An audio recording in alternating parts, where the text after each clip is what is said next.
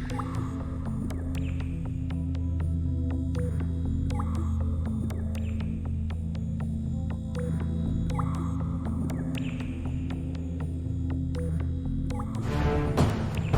everyone. Hope everybody's having a good start back to the weekend. Thank you for joining us. We're jumping into our game of the month, the Coyote Crow system, the Coyote Crow RPG. So this is a fun one.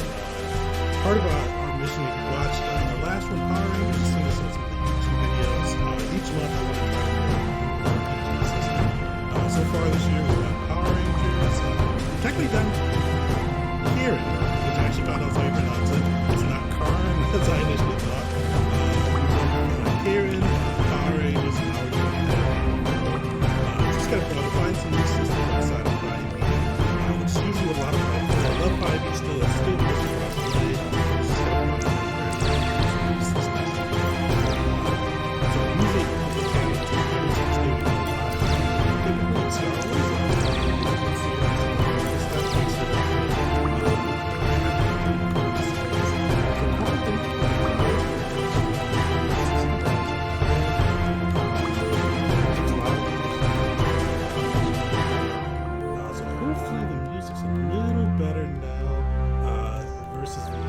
versus me on that side. So thanks for pointing that out, Jupiter. Today we're doing the Coyote Crow system, and one of the things we're doing with each game of the month is we're giving away a copy of the PDF for the system. So to enter, throw in Automatic, and let me post that in the system too, so you can see how to get that going. But basically, Automatic is a chapter word for the gift, which is kind of a little powers things that the player's gift. And so I decided to use that for the giveaway. So if you'd like to enter yourself in for a chance to win, throw that Automatic in there. You'll get the opportunity to get thrown in the raffle of our bot. Chat post on this contest. You can throw the Automatic, copy and paste it in there. You'll get entered into the competition. So you're eligible for a raffle, which we'll be doing sometime throughout the game. So stay tuned with us on that side. Yeah, so let's jump into it. So with our crew today, we're going to be going through the Coyote and Crow one-shot that's included in their book. And you'll see kind of the cool hardcover behind me of the Coyote and Crow system. It's the Encounter at Station 54. Which is a little nervous. It's been a while since I've actually run a pre-designed adventure that I didn't write. So it took a little bit more getting used to for the prep than I've done a little while. But I wanted to kind of showcase the system at its best. So we're running through that with the crew. And we're going to be going in and basically a little bit of a backstory on the world of Moccasin, which is what the Coyote Crow world is. Basically, Moccasin is the world after it's gone. Okay. I was about to ask. Hey, he's back. Oh, did I lose you guys? Yeah, you only for a period of time. So helpful. Just a small period of time. Right, not even small, just a period of time. Just a unspecified period of time. It was somewhere between 0 and another number. That's just the perfect range for things. It could go in either way. We don't have any negatives, so I guess that's good. Do we? I had in my mind where we left off, but now that is gone. So I was like, I'm gonna remember what team was talking about, so he knows. I think we were talking about the giveaway. Last I checked. Oh, did I cut off that far back? No, sorry. We were talking about what kind of adventure we're going to have today. Okay. You haven't done a pre-gen in a while. That's where we were at. Perfect. Technology issues notwithstanding, it's been a while since I've done a pre-gen, but we're running the Encounter at Station 54, which is in the core rulebook for the Coyote Crow system. And just a little bit of the backstory on the Coyote Crow world. They call it Moccasin, and forgive me, I may be butchering some of the names. That one I think I've got right, but some other ones I may get wrong, but definitely trust me on this one. I'm trying my best with the spellings. So it is in the world of Moccasin, and basically Moccasin is a world with North and South America that were never colonized. built off. And I should mention that too, the whole Coyote Crow system. So it was designed by kind of a Native American indigenous people, designed by them, and have a system that reflects their culture and so their values and designs. I thought that was really cool. It's one of my favorite pieces that we'll get into the world into. It's a side fantasy, which is like my favorite genre. Usually with this channel, I'm running Star Wars, which is probably one of the biggest side fantasies. Again? Did I cut out again? Did I lose you guys again? Okay. Yes, lost you at sci fantasy, one of my favorite. Yeah, I'm not sure what's up with my internet today, but hopefully it doesn't keep going throughout the game today. But basically with the sci fantasy, this is the world of Moccasin, which is an uncolonized North and South America. And basically things went normal, kind of as towards the regular flow of history to about the 14th, 15th century, when the Awas happened, which is kind of the Great Cataclysm. And the cool thing with this is they've got like different explanations of how it occurred. Something, a meteorite may have struck the Earth, kind of greatly changing the atmosphere and kind of planetary conditions. Where others give a little bit more of a spiritual adaptation, where versus kind of the cataclysm on that side, the Great Spirit decided to leave the world and was passing these what caused these kind of conditions. So either way, with that versus kind of the world as usual, you do get to see a little bit of a different kind of adaptation with the tribes kind of fighting against these kind of cataclysmic shifts with great snows and kind of ice barriers forming and these great environmental shifts which made life difficult. For centuries they kind of struggled to fight back against it, and eventually they did kind of build their society and rebuilt and kind of reconnected amongst the tribes. And one of the cool things with it too is they also discovered the Aranati, which is also the contest portion too. So if you throw Aranati in there, you'll be able to get your gift, which is translated into the gift too, which is some of the special supernatural abilities that are kind of bestowed upon them.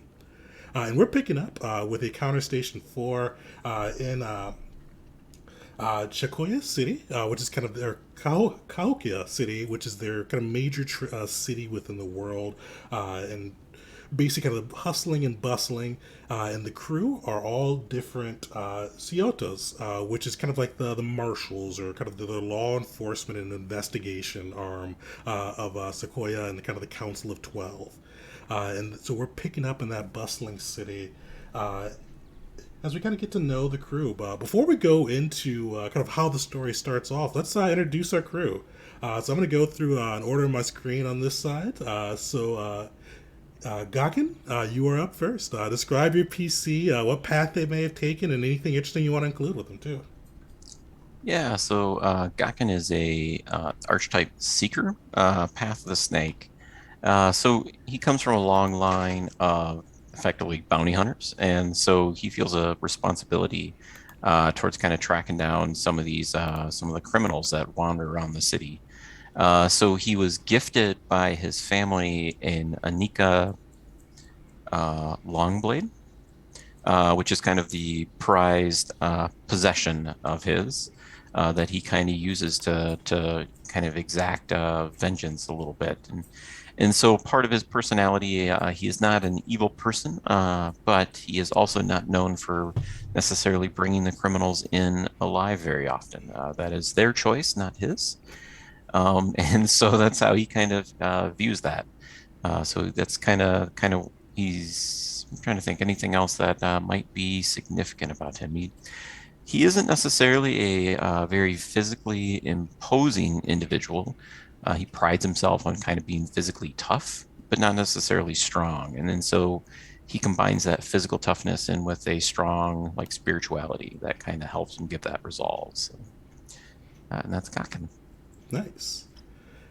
All right, Jaya, you're up. So I'm actually using the pre-gen character of Jaya from the book, page 450 for anybody following along. She is a healer. She's from the path of the snake. she's motivated by heroism.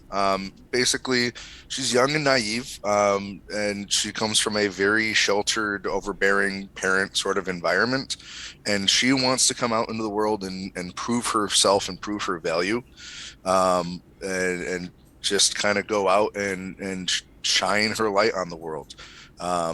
So being a healer, she's probably going to be there to help keep the people that Gakken is beating up alive. So that's more or less going to be the role there. Perfect. A little yin and yang on that one. All right, Debza, you're up. Despa is an archetype warrior. Path, buffalo. Motivation, protector. This is a man who feels a need to guard his, I don't know, family and keep them from harm's way. Despa is friendly with and usually only deals with Halata and has conflicts with Aten. Perfect. Well, as you guys kind of gathered, and it's twilight now, and the forest around you is eerily silent. The only thing that you hear is the crunch of leaves under your feet as you're kind of cutting through this deep, dense forest. Suddenly, you're nearly blinded by a bright light, and you begin to hear the drone of buzzing drone, the whir of buzzing drones around you, and you see a spotlight pop out of this darkness and kind of illuminate you guys. Also, at the same time, you do start to see two raiders kind of come into view, wearing these kind of the ceremonial garb, and each equipped with the war axe. And you see two drones on either side, the spotlights illuminating you guys. So this adventure kind of starts you off hot. You guys are in a combat already, so we're going to do initiative. So one of the cool things of the system is it does have a little bit of a different way to do initiative. So you guys should all have your own initiative scores. And within that initiative score, you're able to kind of choose what number you want to go on with that score. So it's not like a rolled initiative. But the nice thing is you guys can discuss it amongst yourselves, too, to see kind of which initiative will fit best for you.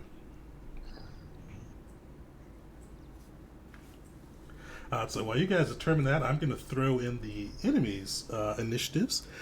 So you guys, so you won't know them until you guys determine your own order, and you guys talk that amongst yourselves. But I'm going to get these guys into the system. Well, I have an initiative of 7. Sure. 8. That. All right. Also 8, but as the healer, I'm not going to do a lot of damage, so I'll hang back and let you guys swing and patch it up when it's time.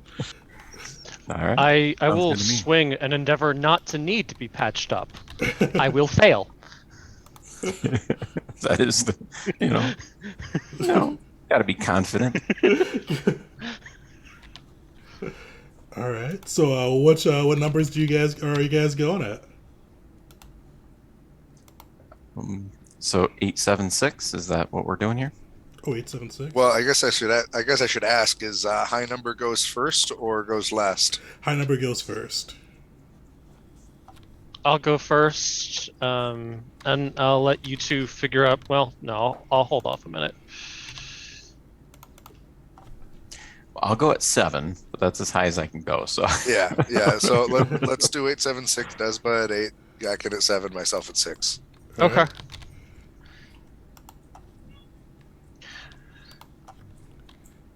So I'm not. I think I might be missing something. Do we have a roll 20 or something where we see these guys, or? Oh, so we're theater of the mind in this one. So you guys kind of are surrounded by the forest around you. You see kind of it's twilight, so very little light outside of the large spotlights from the drones. You do see that the two drones are kind of further back, kind of a little bit long range from you, but the two raider warriors are very close range, kind of within distance of you within a single move action. Okay. Well, then I will engage one of those raiders, and I will make a melee weapon attack with my war club. Perfect. So I'm going to assume 8 of these D12s. That's right. And good lord. Never rolled like this before. This is crazy. I know you really get so much good use for your D12. Okay, so we're gonna start off with two tens, an 8, a 6, a 7, 5, 2, 1. So are we adding these up? So keep track of those numbers. The way that for this system, I'll give you the number too, make it a little easier. So with making an attack against a creature, their physical defense is the number that you have to beat for the attack to count. And you're making an attack at one of the raiders, so anything that's 4 or above will count. Oh, okay. So that's gonna be most of these then. That's gonna be all but 2.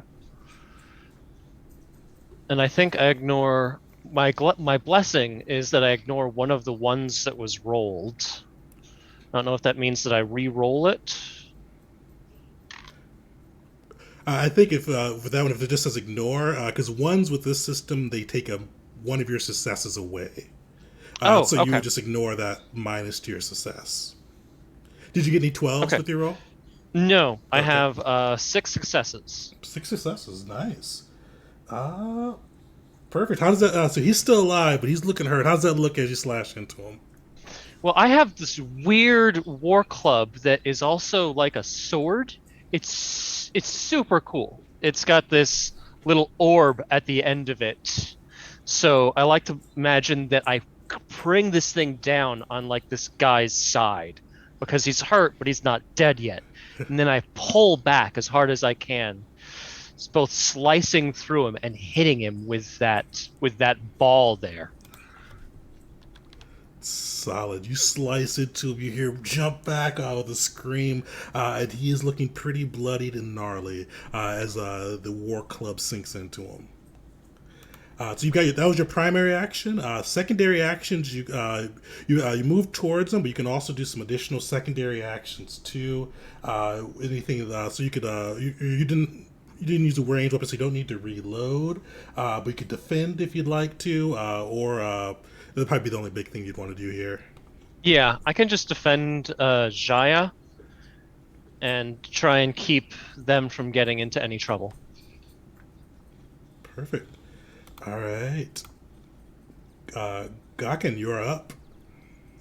All right. So I assume the kind of the raiders are standing next to each other. Yep, they're kind of right next to each other. Probably a little space between them, but fairly close together. All right. So I'll run up. Yeah, I'll try to finish off the one that Desba already attacked. So I'll go up and I'll make a melee attack against that one.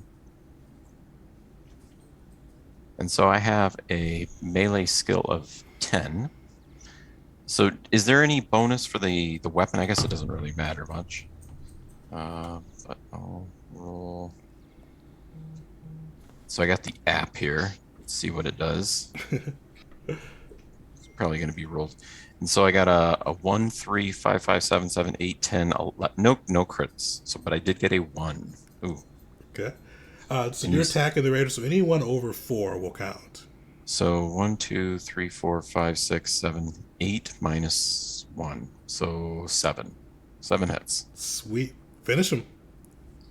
All right. So as he's kind of injured and kind of bends over to his side, I just kind of slice down and just go straight for the neck, just severing the head. You see his head kind of fall and just tilt for a minute and then roll across the forest floor as his body crumples behind him. And then I guess as a secondary action, is there any way I can take mine like a defensive stance or kind of try to defend against this last? Not really quite sure on what I can do on the secondaries there. Oh, definitely. Yeah, let's go over the secondary actions on that too. So there's a couple of different ones that you can do, and let me pull those up as well just to kind of go through that. So you can move, defend, take cover, dodge, or reaction rolls. We've already moved a little bit to get into range. You can do like Desmos did and kind of defend against a melee attack from one of the ones in front of you, or you could try to take cover from ranged attacks, or try to dodge ranged attacks if you'd like to. Yeah, I'll try to guard against the last standing one. Perfect. All right, and 6. Yeah, did you guys killed him on the initiatives. Jaya, you're up.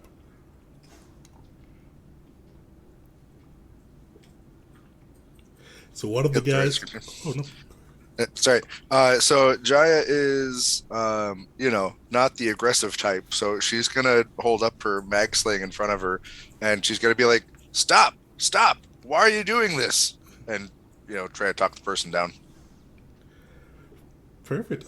So roll a persuasion check, or or make an argument for this guy you want to roll. Actually,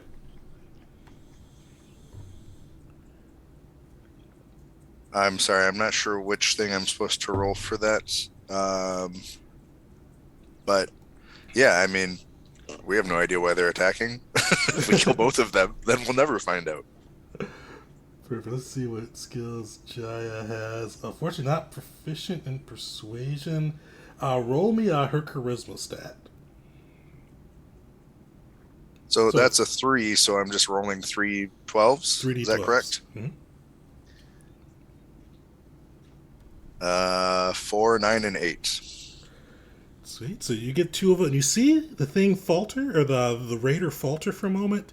You see him think, and you see kind of a weird buzzing around him. Like you see him like shift out of view for just a second as he kind of stops and processes for a moment.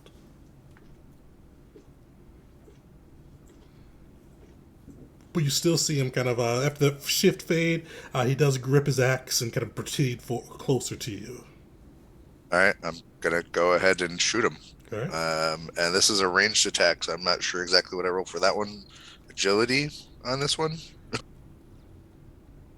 Perfect. So for Jaya should be listed. So her yep. So your ranged weapons. So that'd be a six die you'd roll for that. And with the mag sling, I think that gives you a +2 to it as well. All right, we got 10, 2, 6, 4, 4, 12, 9, and 6. Nice. Did you roll any? It sounds like you probably didn't. But did you roll any below 4? I rolled a 2. 2. And how many was that above the 4, or 4 or above?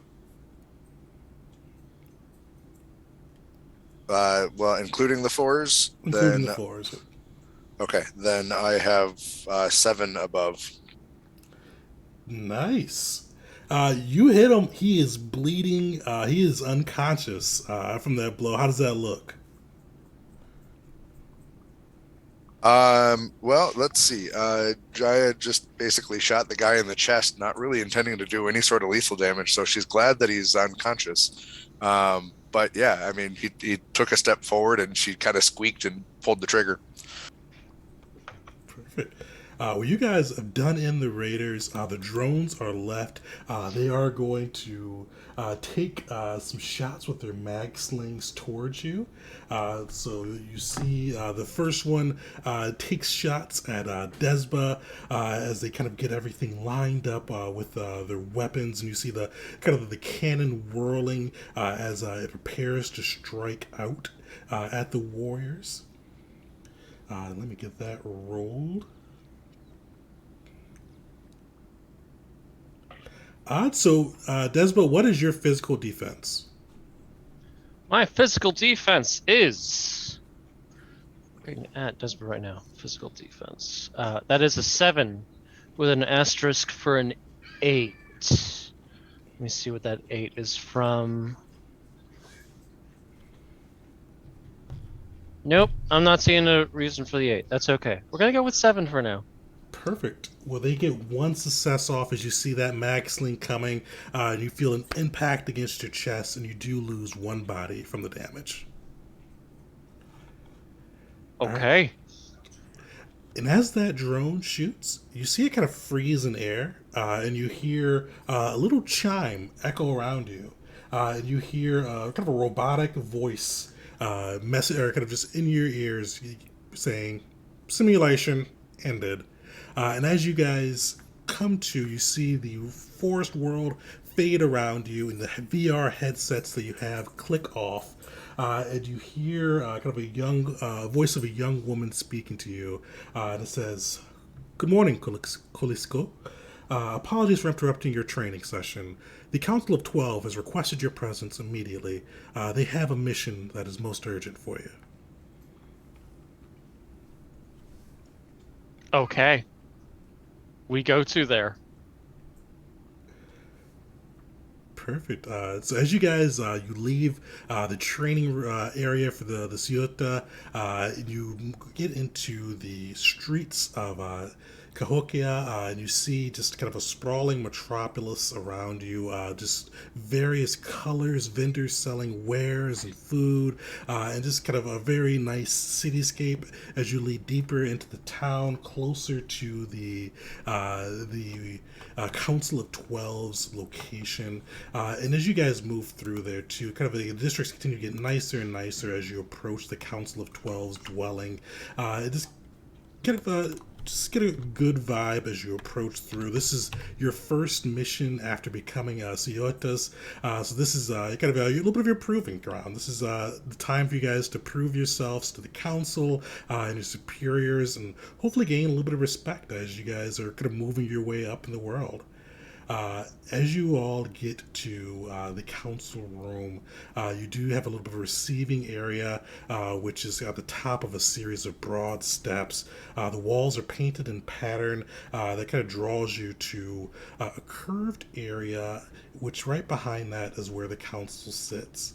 And the Council of 12, they're kind of the representative of the core 12 tribes that make up Sequoia. So you get to see kind of these are the elders, these are the people who kind of just steer the course of the city and the nation. So getting before them is a little bit of an honor. Definitely something people that are used to deference and kind of being listened to. But as you make your way within, you do see Irinia, which is a kind of a little gray-haired counselor with taut, dark skin and piercing eyes. As she looks to you and kind of each in turn, just kind of almost taking your measure before addressing you. And she says, "Thank you for coming promptly. I understand this is your first mission, and congratulations to you on joining the ranks of the Ceuta. Your service here is appreciated, and just so you know, we may have a problem at one of our northern stations, and we're sending you guys out to investigate what has taken place and hopefully bring the disturbance to heel. This is going to be a glamorous first assignment, but if you prove yourselves, more opportunities will come. We're sending you out to Station 54, which is an atmospheric research station. We found in the last few days it has stopped sending communications, and we need a team to go out and investigate what has occurred and to make sure the scientists are safe. The nearest community is Sakatawak, and reports of the science station there have not been seen for weeks. So we need you to go through, find what's occurred, hopefully bring our scientists back, and if not, let us know what has taken place with them. We've sent information to your nieces, which is your personal computers, which you all have one, which will give you some more information on the area and details of what we need done. Before we embark on your first journey, we do want to open it up to questions and see if there's any way we can guide you along your path.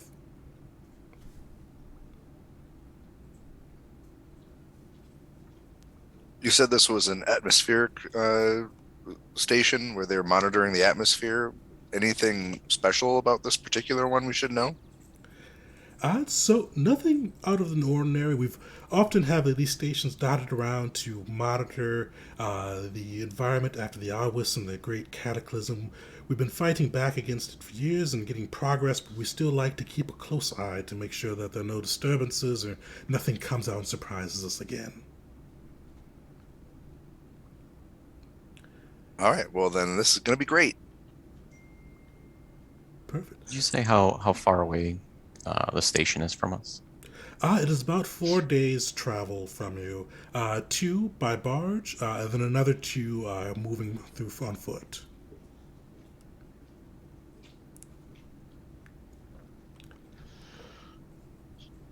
Desba has no questions.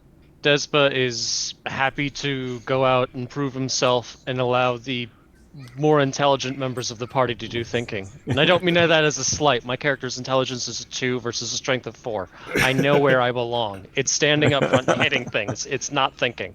Um, well, Khan is not necessarily intelligent, but he's done this for a little while. And so, what is the point of contact at the station that we should rendezvous with?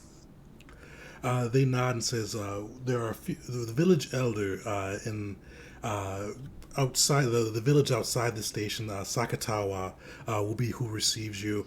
They will be able to meet with them, and hopefully they will be able to provide more information on the system. One thing that we do request, though, Sakatawa is technically not within our nation. So as you go there, please be respectful and try not to escalate anything that may resolve in hurt feelings or bad tensions between our groups." Are we in positive relations with this country, or are we kind of on hostile terms with them? Currently, the relations are, I would say, positive, but it's more of a we allow them to. They allow us to have our station there and monitor it, and we kind of leave them to go about their own business. More of a tolerated than positive, I'll say. Okay. Try not to make anyone look bad. Got it. She goes, and I encourage you all to do any additional research you may like on Sakatawa as well before you leave. There's 2 hours before the next barge takes off, so prepare yourselves, say goodbye to your families, do any rituals you may have before leaving, but know that the tribe wishes you well. We hope to see you back in success with your first adventure.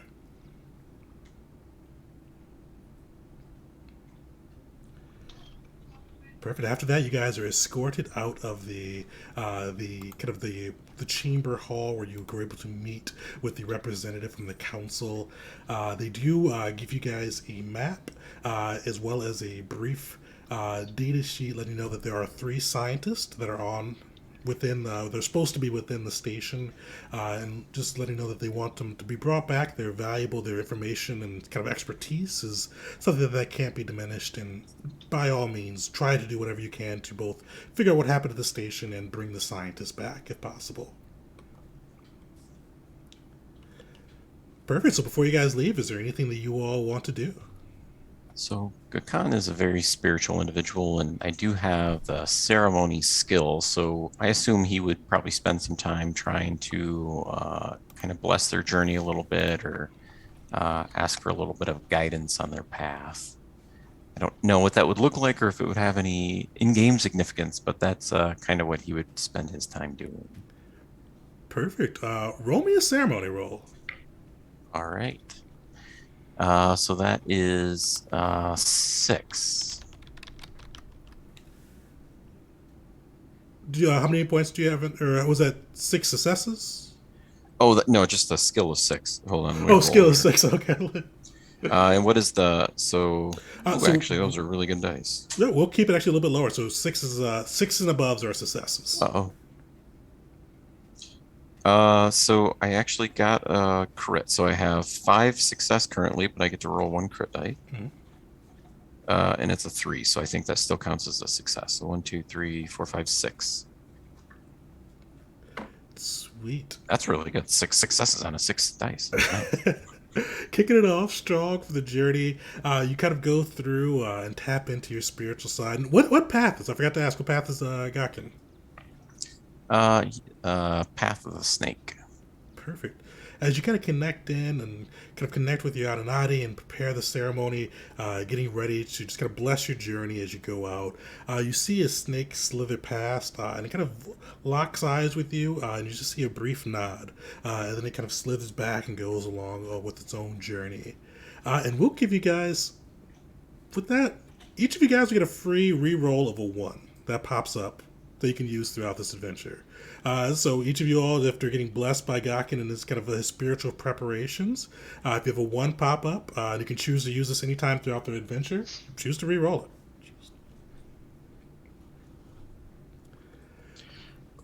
Jaya is also very religious and also a ceremonial. but rather than just redoing the same thing that Gakken has done, Jaya is going to see if there's any special cultural things that the team should be aware of before they head into this other territory. Definitely. So roll either your choice if you'd like to make a computer search or a knowledge check on Sakatawak and see kind of what you know about him. Yeah, I'll do knowledge. Would this be considered folklore or regular? Oh, yeah, I would say it's folklore. All right, then I get 6 dice to roll. 9, 5, 2, 4, 2, and 12. Perfect. So you said 9, 5, 2, 4, and 12? 2, 4, 2, 12. Yes. Perfect. And re-roll. Did you use the app or did you already re-roll your 12? Nope, I'm in the app. Perfect. Does the app, I didn't know, does the app re-roll your 12s automatically? Doesn't look like it. Okay, yeah, so re-roll the 12. So that's a nice thing with a crit in the system, which 12's a crit. You get to re-roll that until basically until it stops critting. And the nice thing, That is a 3. perfect. And so if you get a below on the crit roll, no matter what you roll, so if you roll below the success number, you get 1 success, and above it 2 successes, and another 12. You get to keep rolling. So for that one, yeah, so as you go through, you're able to pull up some knowledge on the village and kind of some folklore and things you've heard from passing about Sakatawak. So you learned that it's a village of 70 people with limited resources, just kind of the stories you've told them. There's a small town just kind of located on the outskirts of the station. One of the big things about them, too, as you kind of learn with the folklore, is it's customary to refuse an offer 3 times before accepting. So it's one of those ones that they're very prideful people, and they like to kind of show good hospitality. So a lot of times, if you even offer to help or offer to do something for them, they're likely to refuse 3 times before you can assist. Also, with that too, you get a little bit about Station 54 as well. And you see that typically, and kind of from what you've heard from people or kind of heard around the city, that typically that station submits their reports like clockwork every 10 hours, sorry, not every 10 hours, every 10 days. There's an update from that station letting them know what the readings are, what they're going about, what scientific pursuits they're tracking. You also get to know that the data is sent without analysis that they do. So they're kind of just sending over the raw data, which even for somebody who's not super scientifically oriented, is kind of a little weird. It's something that's not typically done. Usually you expect them to be processed, analyze the data, and then send out the report to the capital. All right, Jaya will share that information with the team.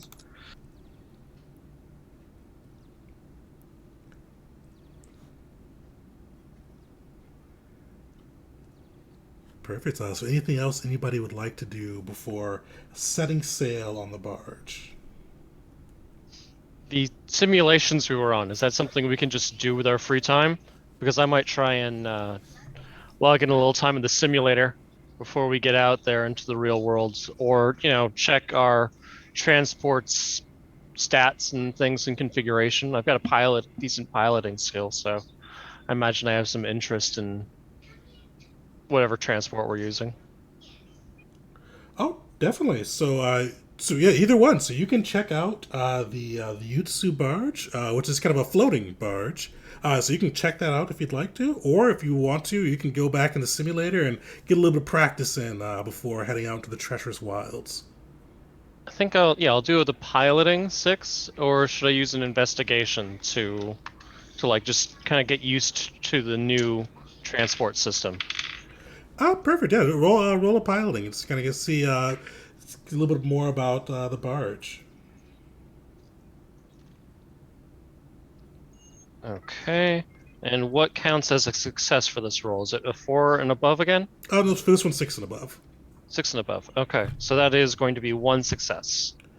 All right, so this is a little bit of an unfamiliar barge. You get in there and you kind of look around, and this is a decent sized barge. You see that it's kind of made for passengers. It's not it's even with you guys going upon your mission, there will be kind of other civilians and passengers aboard it. The pilot lets you in and kind of walks with you through some of the control systems, and you get a little bit of a feel for it. But you see the pilot's a little bit hasty. They're happy to have your help aboard the journey, but you see that they're kind of like, yeah, this is where it is. This, that's that, there. Yeah. All right. Do you have somewhere else to be? They only give you kind of a curt walkthrough of the cockpit. I thank them repeatedly and then get out of their way. So you guys see he looks kind of gives you a nod of respect, but still does look a little bit relieved as you kind of go about your day. Perfect. Well, as you guys get through, you're able to load upon the Yatsu barge, which floats just above the city. And you see them picking up and dropping off passengers from the rooftops of the city. And you see it's kind of almost like a little bit like a bus, almost. So you see like different stops on the rooftops around the city with places to access it. You guys being on council business, you are able to get on from the council stop and get premium lodging aboard the ship. And yours is kind of better appointed than most. You see two levels with fire pits scattered throughout it. And you see that it's just kind of a little more of a. You've been on other barges before, but this one seems like it just has a little bit more of a pristine quality to it. As you guys kind of go around and maybe socialize or look around the ship, you find that the other passengers are mostly travelers visiting family or business partners. At the end of the line, as you guys kind of go through, and this is a couple-day journey, and you see some people getting off, going to see their family, others going about their business. But as you get closer to the end of the line, closer to where you'll get to the on-foot journey, you find that you're the only ones remaining, the only passengers left on the ship. As you leave, a few people get on board for the trip back to Cahokia, and you step out into a bluff with roads heading off in each direction. A small structure there protects from the wind, and a map shows the surrounding nearby communities. Near the mound is a communications tower helping to extend communications from the free cities onward into the wilds.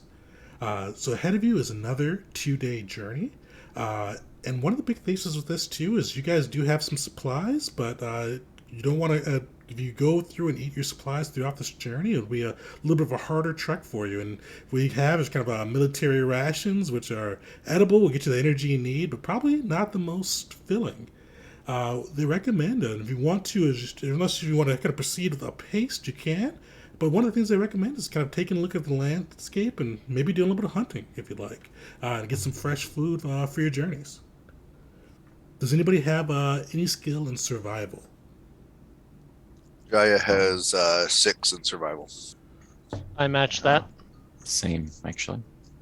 Perfect. Well, let's have a roll off here. Let's see as you guys make camp for the night. Who comes through with the best kill? Right.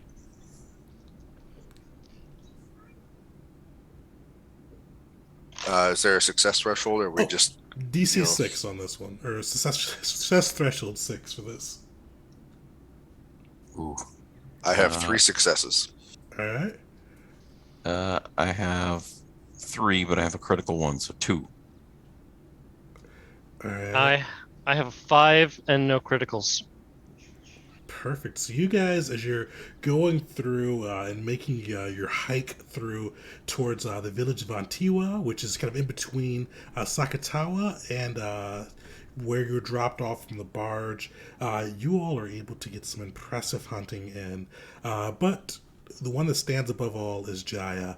And as you move through this land, you see deer aplenty, even some elk and bison kind of roaming through the lands. Definitely a lot of small game too, a lot of rabbits and squirrels. Jaya, you get that best kill. What are you bringing back to the party? Bear. Sweet. So yeah, you do encounter a bear as you make your way through the landscapes. I'll let you describe, how does Jaya hunt that bear? So Jaya is a smaller framed type of girl, so she's mostly just kind of carefully, stealthily walking around through the woods. She found the bear in a river trying to get some salmon, and she made use of her mag sling and shot it. Of course, her strength being two, she couldn't actually move the bear from the river herself, so she had to use her survival skills to find the team to come get them, so they could help pull the bear out before they could dress it and eat it. Adding insult to injury in the hunting competition, Jaya brings down the biggest game and reaches out to Gakken and Desba to help bring it back in. How do you all react after seeing the enormous bear she brought down? So Kakan would have been like pretty proud of maybe like a rabbit that he was able to catch in a snare, and pretty proud bringing that back. And then Jaya would have just been like, "Yeah, can you help me move this giant bear?" And all of a sudden, he probably would have just hid the rabbit, eat that later. Desba would have spent the time just covering himself in like mud and like the local terrain to really get that good camouflage in. And probably about as he was about to start heading out to like go hunting and look for something, he sees Jaya coming back with this bear and then looks down and just sees himself dirty as can be and is like, I can help carry the bear, but I am of mud.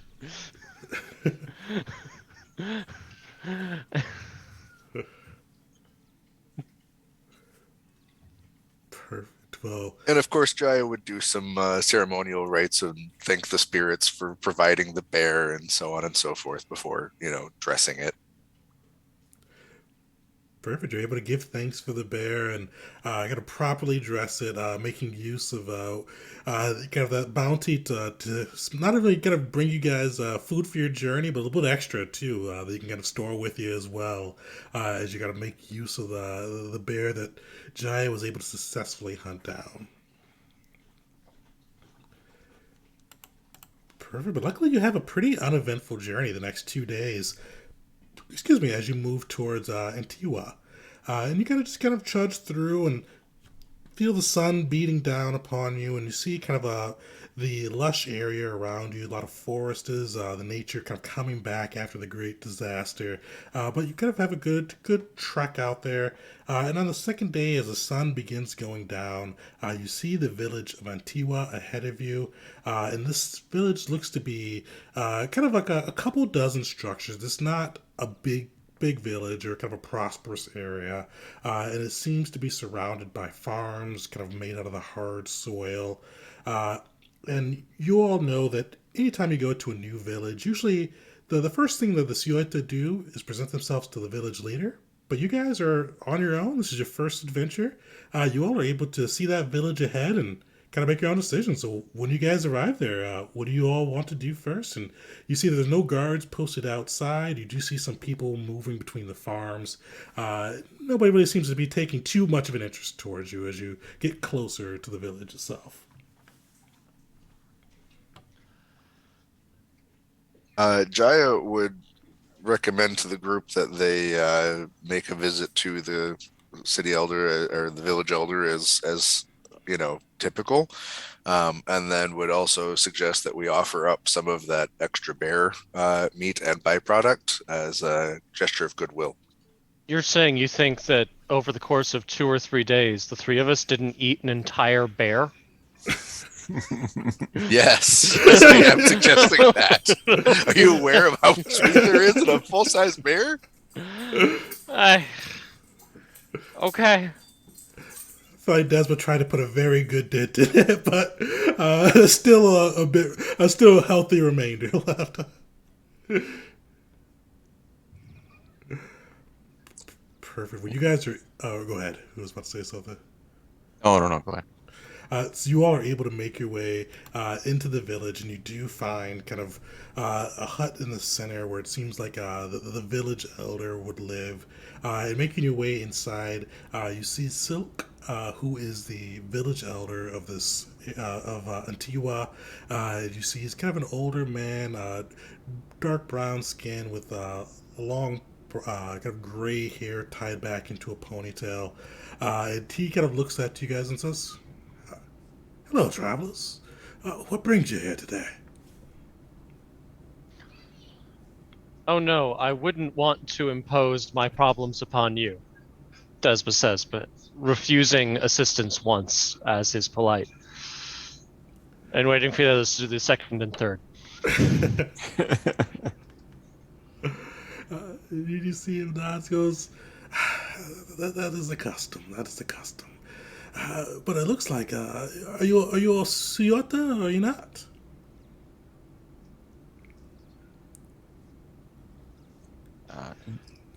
Kakan would nod and say, yes, we came to look at the nearby station. It has not checked in. He goes, definitely. We've heard tell that it's been a while since the station's reported in. We've not heard too much from Sakatawa lately, but we've heard that the station itself has been down. Come in.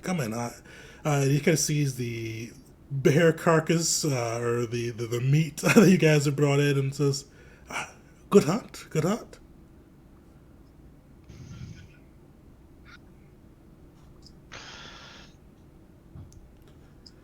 You may be on mute, Dave.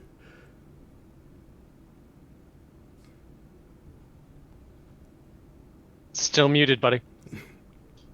Well, I think it might. About now? There we go. Hey. Sorry, I muted myself on my headset as well. Way to be thorough. Yeah, way to go. Anyways, yes, it was a good hunt, and please, we want you to have some of this as well as an offering of goodwill. I tried to eat all of it. I have failed. You see, It was a big bear. he goes, most impressive indeed, both you for bringing down this mighty beast, and I guess you for trying to eat it all as well. Both are exemplary, I believe. But I couldn't take this food. I must refuse. Oh, we're still doing this song and dance. I insist. I insist. You must have. You kind of see him go back and forth a few times as well, but eventually he will take the bear meat. And he goes, "You must join me for a meal before we move on to more pressing matters. Please, let us cook for you, and we'll tell you more what we've heard and some more distressing news we've recently come across." So per custom, Kakan will refuse the assistance, and I too refuse your food, and I accept your information regarding problems of nearby relation, and offer my assistance. He goes, well, you all must eat with me. And as you guys go through the refusal dance, eventually you all do come to terms with taking in his dinner. And you see them cook up the bear meat provided by Jaya, making a pretty hearty stew along with kind of some good vegetable accompaniments. So you get some corn and some just a good hearty meal that fills you up after days of traveling and just days of probably not as tastily cooked bear meat as you guys are roughing it through the wilds. But eventually, you guys do finish the dinner, and Silk does kind of shoo away his family who joined you for the feast. And after a moment, you kind of see him lean back in his chair and go, I didn't want to worry the children, but I'm glad you all made it here. believe it or not, I was actually just about to put a call in to the council to send some Coyote out this way. A couple of my farmers who like to go hunting after they've tilled the fields. I've reported kind of a mysterious group traveling north, kind of north towards Sakatawa way. And normally this wouldn't be something I worry about. People make their way to and fro in the area quite frequently. We see a lot of people heading to their way towards the capital. But these guys, the way they described them, they didn't move like travelers. They moved like people accustomed to fighting. They moved like they were militarily trained. That's just not something you see too often. And I wanted to. And from what my farmers described, they didn't look like they were from the free lands of Sequoia or Cahokia. And you can see, actually, let me show you a picture that they sent over to me. And you see him pick up a data pad off of the shelf, kind of moving slowly, and he flips it around towards you guys and taps a couple times on the data pad and pulls up a blurry image of four people moving single file up a hill. And he goes, they after the farmers came back with the report, I sent a group of hunters to come track them. And they just hands down evaded the group of volunteers we sent after them. Just more skill than we've seen in this part of the woods. And I don't want to be the guy that ignores the potential for an invasion. So I wanted to let the council know, and since you guys are here from the council's representatives, I know you probably have your own matters, but I wanted to at least pass on the word to you and let you know what's going on. Khan would nod and just say, have you known any crimes that these individuals have committed against your people? No crimes. They seem to go out of their way to avoid us. They've got some good, kind of good, just kind of moving through unnoticed abilities. If it wasn't for the farmer just kind of accidentally spotting them, we'd have had no idea they were here.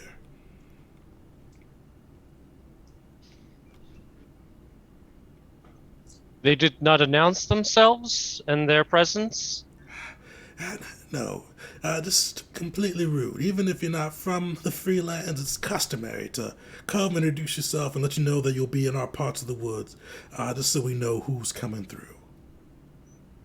Seems dangerous to be of a military background and not announce you're coming. Folks could misunderstand that sort of thing. That's what we're thinking. Usually people announce themselves, and if they don't want to be announced, there's a reason for it. Yeah. I would nod and say, I noticed on the way in we were uncontested entering your village. You may consider posting some form of guard until we are able to resolve kind of the situation. But raising a guard, would it not impact their way of life? Perhaps we should not. We are outsiders. It is not ours to tell them how to live. Perhaps the three of us can solve this problem and better relations between our peoples.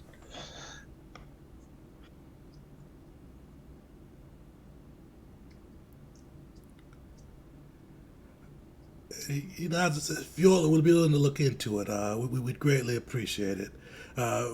We don't usually see trouble over here, and we'd hate to have it come on our doorstep.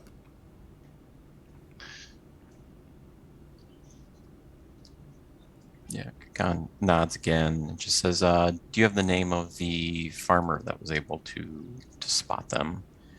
We do have a pressing need to get to the station, but if we have time, I will definitely kind of look into it and see if we can track down who these people are and why they're here.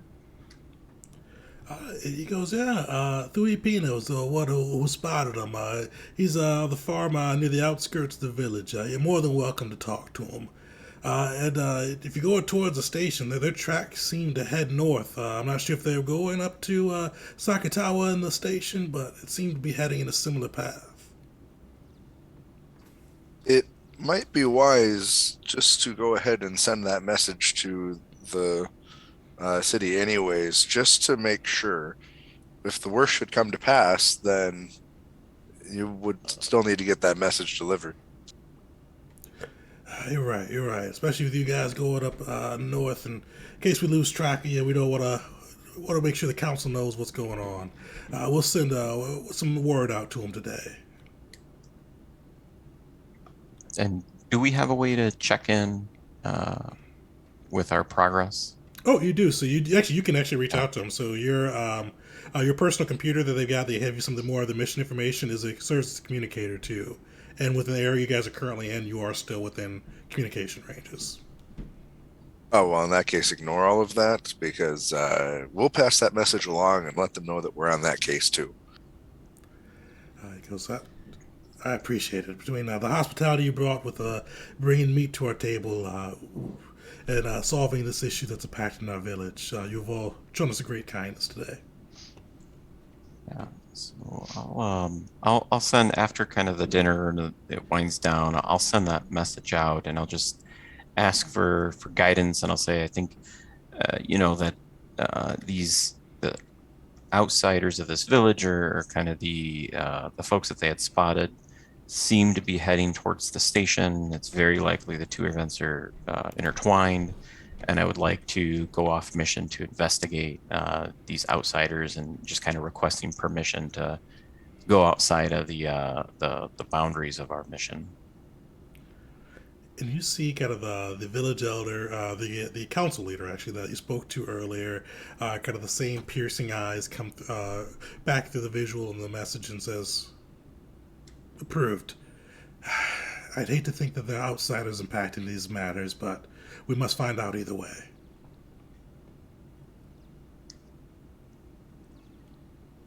Then I'll kind of pack up my gear and kind of maybe rejoin the conversation. I'll let the other two know that we've gotten permission to investigate the matter.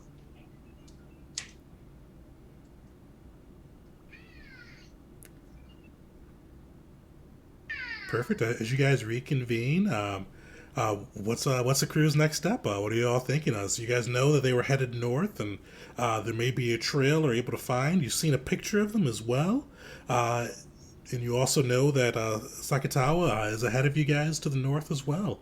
How's the other crew proceeding? I kind of assume we'll stay there overnight and then kind of set out in the morning. Yeah, so I guess should we head up to the farmer and kind of ask him what he saw and try to get maybe we can track the tracks from there. Yeah, I concur with that plan. Agreement. Perfect. Well, you guys are able to make your way out to the farmer's residence for Thuhipina. You see kind of a very large man, kind of buff set, kind of a single ponytail. You kind of see him hauling bales of hay as you guys walk up. And you kind of see him give you all a nod and says, "Outsiders, what brings you to my door?" So I'll just casually like wave and say, uh, we've heard that there's been some strange people that you've noticed outside of your farmland, and we've come to investigate. We're from, and I'm going to butcher the name. We are what are we again? Uh, the oh, wow, I can say it before now. The Suitoya. Yeah, we're Siatoya. We've come to investigate to make sure there's not any wrongdoing or criminal intent. You see him nod and go, "That's good." The guys I saw had me worried. They move like they fought before. Follow me. I'll show you where I saw them, and maybe you all have a better luck than the hunters picking up the trail. You see him kind of heft one of the bales of hay over and begins to lead you outside of the village, kind of near the edges of his farm, and leads to kind of a grassy area near a hill. He says, this is where I last saw him. I don't know if you all are good trackers, but if you want to, try your hand and see if you can catch up to these ne'er-do-wells." Tracking 6. I I have a decent tracking. I think I have an ability that might help, and I have to find it now. Is aid a thing in this game? Can I, as opposed to doing my own tracking check, can I choose to aid Gakans? I think so. Let me check. I have tracking 6 also, so if you wanted to, you're more than welcome to. Oh yeah, at that level we might as well roll independently and hope for the best. All right, go for it. I don't have tracking. I have survival. Would that help at all? Fortunately, this one would be a hard tracking one. Just kind of see if you can pick up the trails as they move through the woods, trying to be unnoticed. Okay, and what's the pass for this? The pass threshold? The pass threshold for this one is 7. I have a 3 then, 3 successes. Okay. Oh, and 1, so that would be 2 successes. Oh, I'm going to do something really stupid.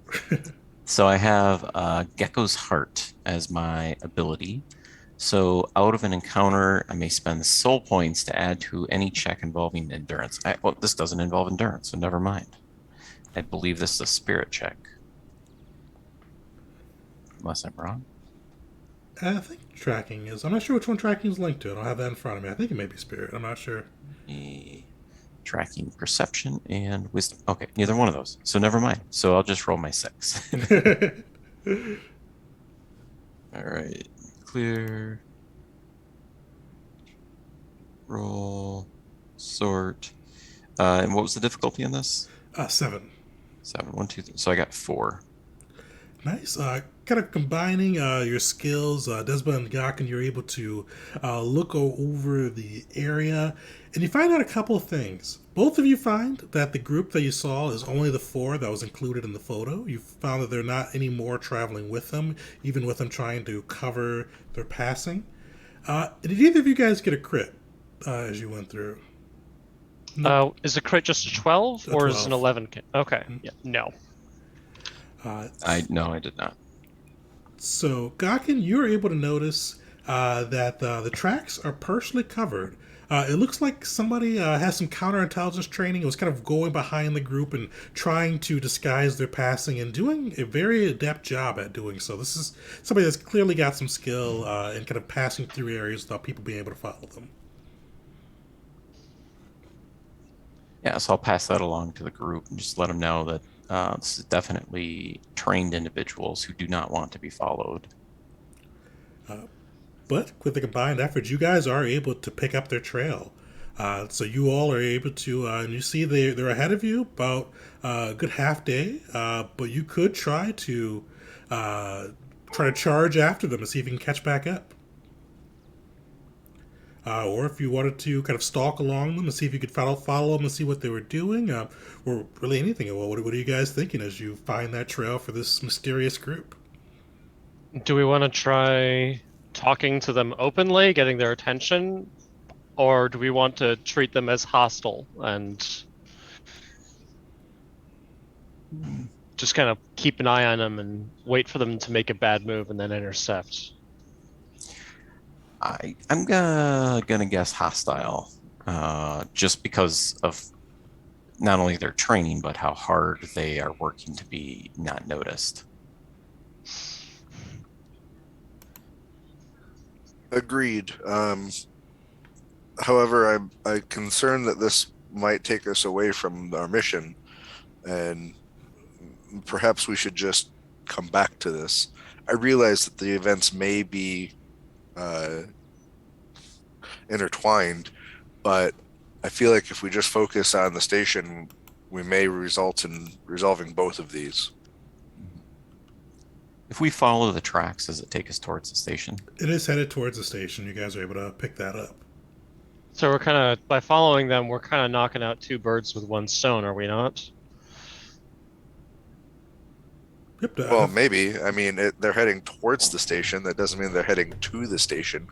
And Yeah. we generally know where the station is. It would logically be faster travel just heading to where we know rather than following tracks that they don't want us to follow. Yeah.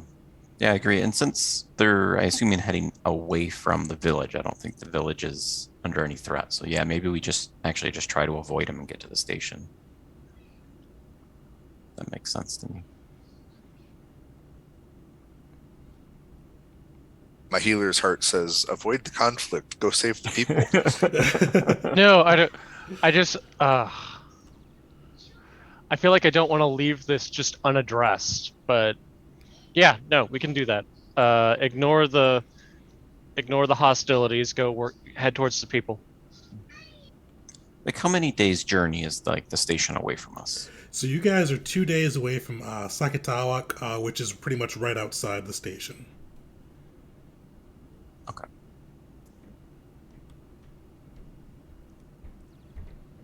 Are you guys heading straight to the station, or are you guys looking to pursue the trail and see if you can catch up to the mercenary group? I'm good with just going to the station. Okay, then make it so. All right. Well, you guys are able to set off again, kind of getting back on the pursuit towards the station. Another uneventful day of travel ahead of you guys, especially even with the bear meat you guys have in reserves. You guys are eating well as you are going closer towards this weather station. But the further north you go, you feel the air getting colder and the land getting a little bit more barren. You see less of the forest, less of the kind of the lush green that you've been seeing in the areas that you've come across. And one of the things you begin to notice too, for anybody that's keeping an eye on their communications device, as you get further away from the city, you do notice that your Nisi signal, which is your kind of computer device, begins to fade. You see that kind of if you do a diagnostic on it, you're still able to reach people within a few miles of you, but you're no longer able to reach back to the main city. And as you continue on, it's like it starts fading, it was staticky, and eventually it is completely gone and just able to communicate to those near you. Hmm? Is this something that we would expect to run into, or like we just know there's bad cell coverage in this area, or is this kind of like feel like the work of a jamming signal? Oh, this is definitely something that you kind of just know that it's bad, bad cell coverage, for a good way to put it. Yeah, so it's not, it's just further away from the capital city, and they don't have as many communication ports to be able to direct communications back to the capital.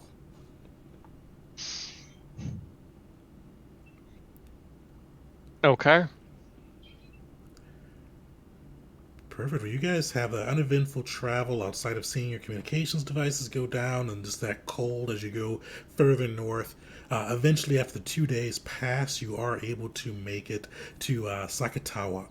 And ahead of you, you see the village is laid out in a series of concentric rings set in an open area, which kind of backed up with kind of the rings to a cliff on the back side of it, and you can see in the far distance the station kind of up above in the mountains, kind of near the city, and you see just kind of within there seems to be solar and wind generators running. They seem to be in good repair. You do see harvesters in the fields working.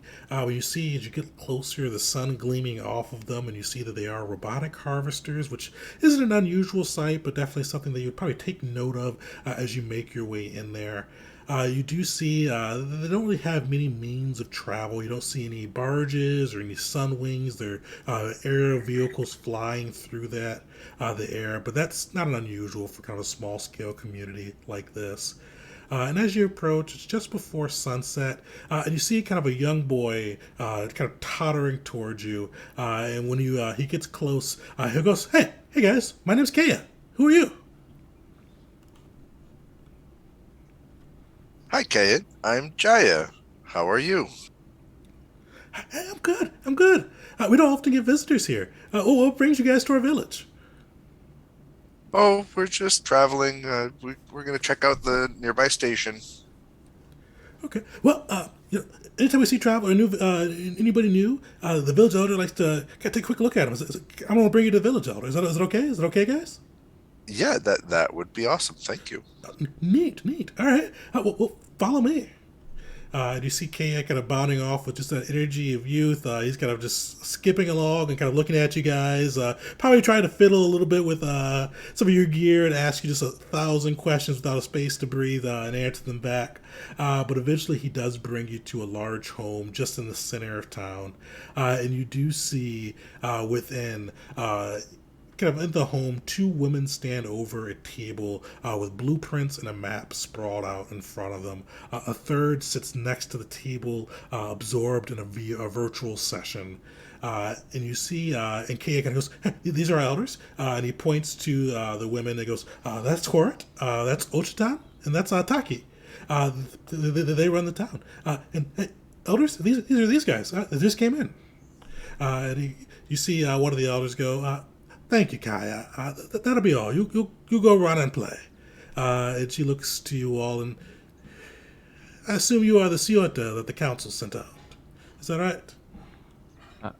Before we do that, on the way over, I would ask Kaya if he's seen any other outsiders or strangers that have approached the village in the last week or two. No strangers, no strangers. It's been pretty boring. Usually we get these guys up at the station you're all talking about. They come down every now and then. They share meals with us and stories, but yeah, they haven't been around here for a long time either. It's been just kind of quiet and dead. All right, thanks. Yeah, well, yeah. Hey, good seeing you guys. Only thing I'll mention though, just if you go to sleep, just be careful. Some people have bad dreams, but yeah, I don't have any bad dreams. So just something going around with some of the old wives talking.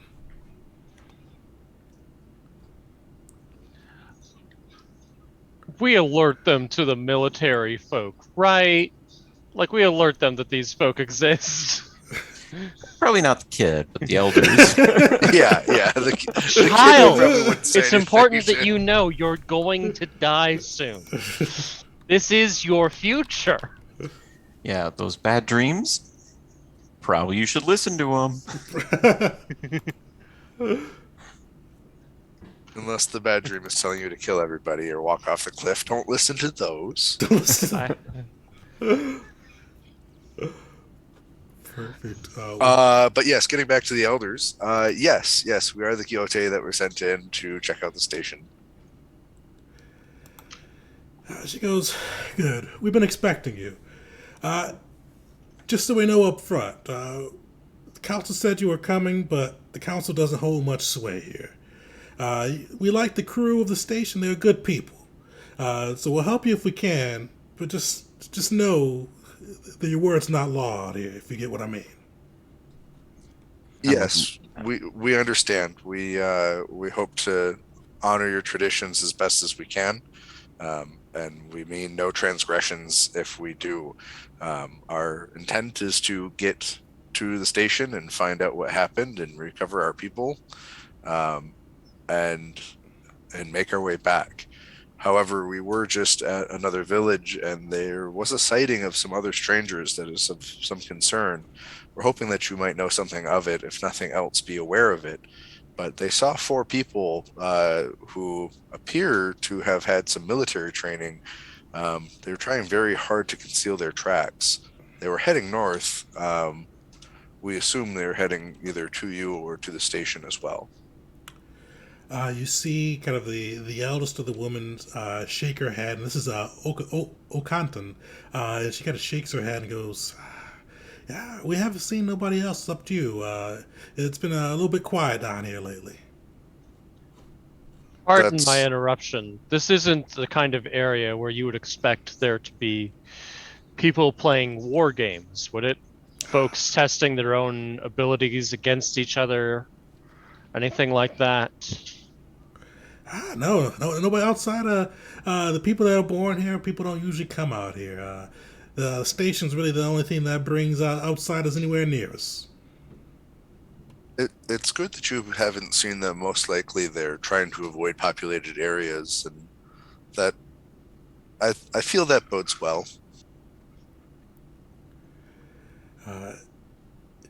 She kind of goes, kind of nods, and you see her kind of take a seat and kind of gesture some of the chairs around you. And she will say, all right, well, you're here to see the scientists, and as I said, they're good people. We haven't seen them for a couple weeks, though.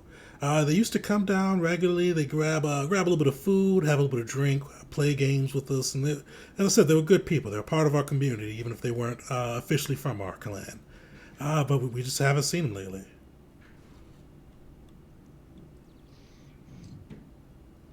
Well, we plan to try to find them, so we'll probably be setting out as soon as we can, as soon as it's safe to travel to the tower or the site.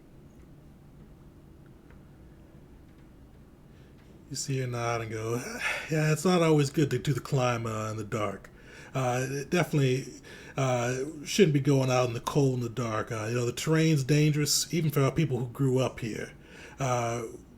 We've asked Kaya's mother to give you a bed for the night, so if you want to rest the night, which I recommend, they'll make sure that you're fed and that you're taken care of. The offer is greatly appreciated. One last question, from me at least. Do you have any advice on how to get Kaya to stop asking so many questions? You see a smile go, that boy will talk to the day he dies. If you figure it out, you let me know. So kill him. That's what silences the child. Jaya would Good to know. just shoot like laser beam eyes at you. No. We said those boys from the council are always rude. We've already extended our offer of hospitality to you. Don't make us regret it. I meant no disrespect at my. I just recognized the option that you put. I felt, oh, okay. Despa steps back and lets those who have a charisma of higher than 2 lead. Well, I have a charisma of 3. See, this is why I should be talking less. I'll apologize well. for Despa's outburst. And just say we greatly appreciate your hospitality. My inner murder hobo. I will rein it in. He will try very hard. Before you leave, they'll give one last little piece, recollection to. She'll go. It's been a while since we saw them scientists, but the last time they came down, one of the scientists, Luanu, came and we had some tea together. She's always very polite, always very welcoming when she came down. And I was telling her that we weren't going to be doing any more hunting to the north. And you see, she kind of says for, you see the older one, Onkantan, who's been speaking to you before, kind of a little gruff, kind of a clearer throat with a sharp glance.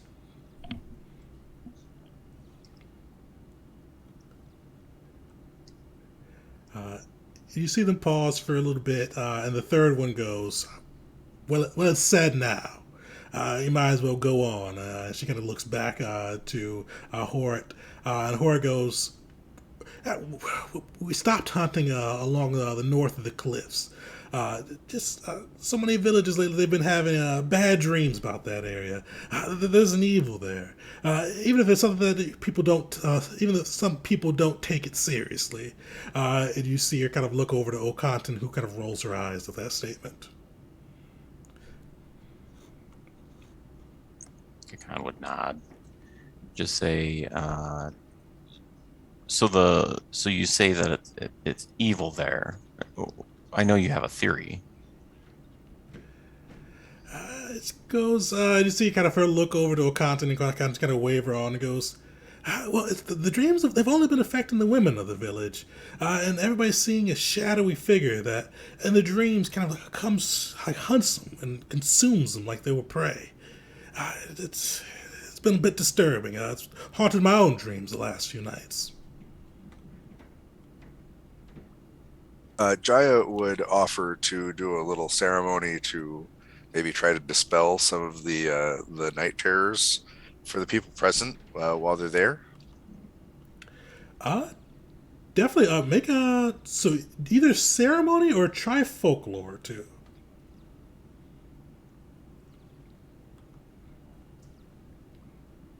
It'll be ceremony because I have 8 there.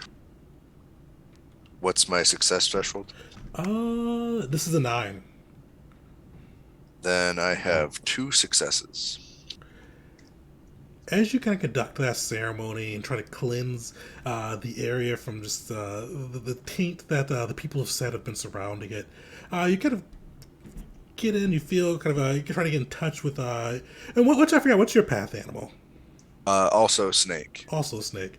All right, so you kind of you try to get in touch with spirit animal, and you see a little bit of a vision kind of fly through forth around you, and you kind of gather just from your own ceremony and these visions, and just from what they've mentioned, this shadowy figure. There's legends about a kind of a stone man named Naman that plague the regions.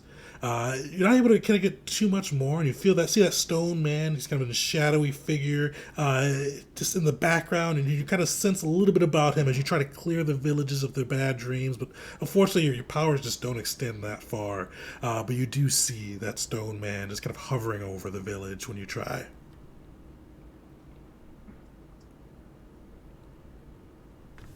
She would go ahead and ask the council members what they could tell her about the folklore of Naman, the stone man.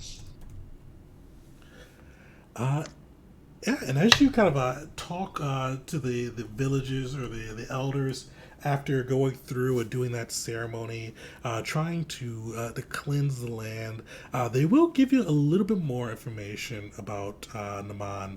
And the biggest thing being that he was kind of a spiritual being that used to kind of roam these lands and kind of a little bit of a legend from the region.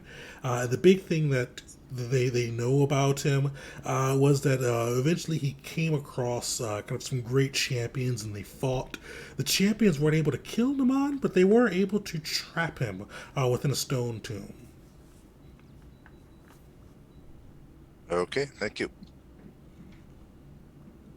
They wouldn't happen to know where that stone tomb is supposedly located. I'm gonna guess to the north.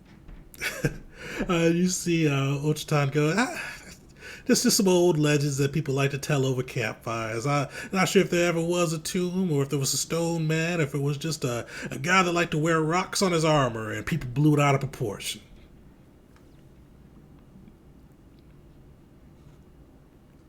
Very well then. And do we? So now that we're kind of back in, I don't know, I would call it civilization, or we're in this town. Do we have like cell service now?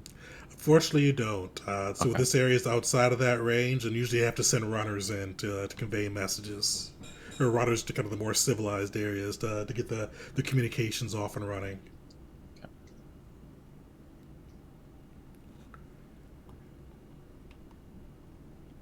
Perfect. Do you all have any other big questions for the elders? No, I just thank them for their time and their hospitality, and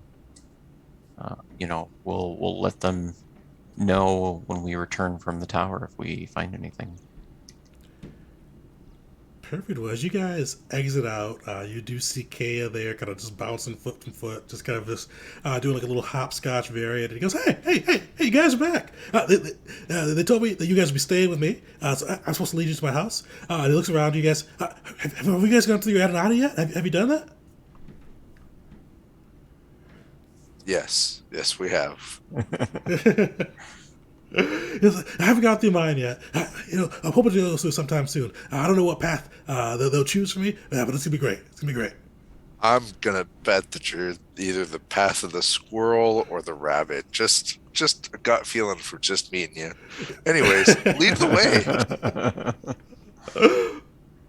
Well, he leads the way to his mother's home, his mother's chippy, and you see it's kind of on the outskirts. You see it's one of the homes near the outskirts of the village. It's not as nice as the other homes. You see, not nice due to the materials, but it looks like a little bit of disrepair. It looks like it's probably just not it's been as well maintained as some of the other homes you come across. But as you open the door to the log house, you do smell deer and root vegetable stew, kind of a warm on the stove top. You see Chippy Kaya's mother in there, and she kind of turns and nods to you guys and says, well, "Welcome to my home." You see her kind of pouring out each individual portions of stew for you.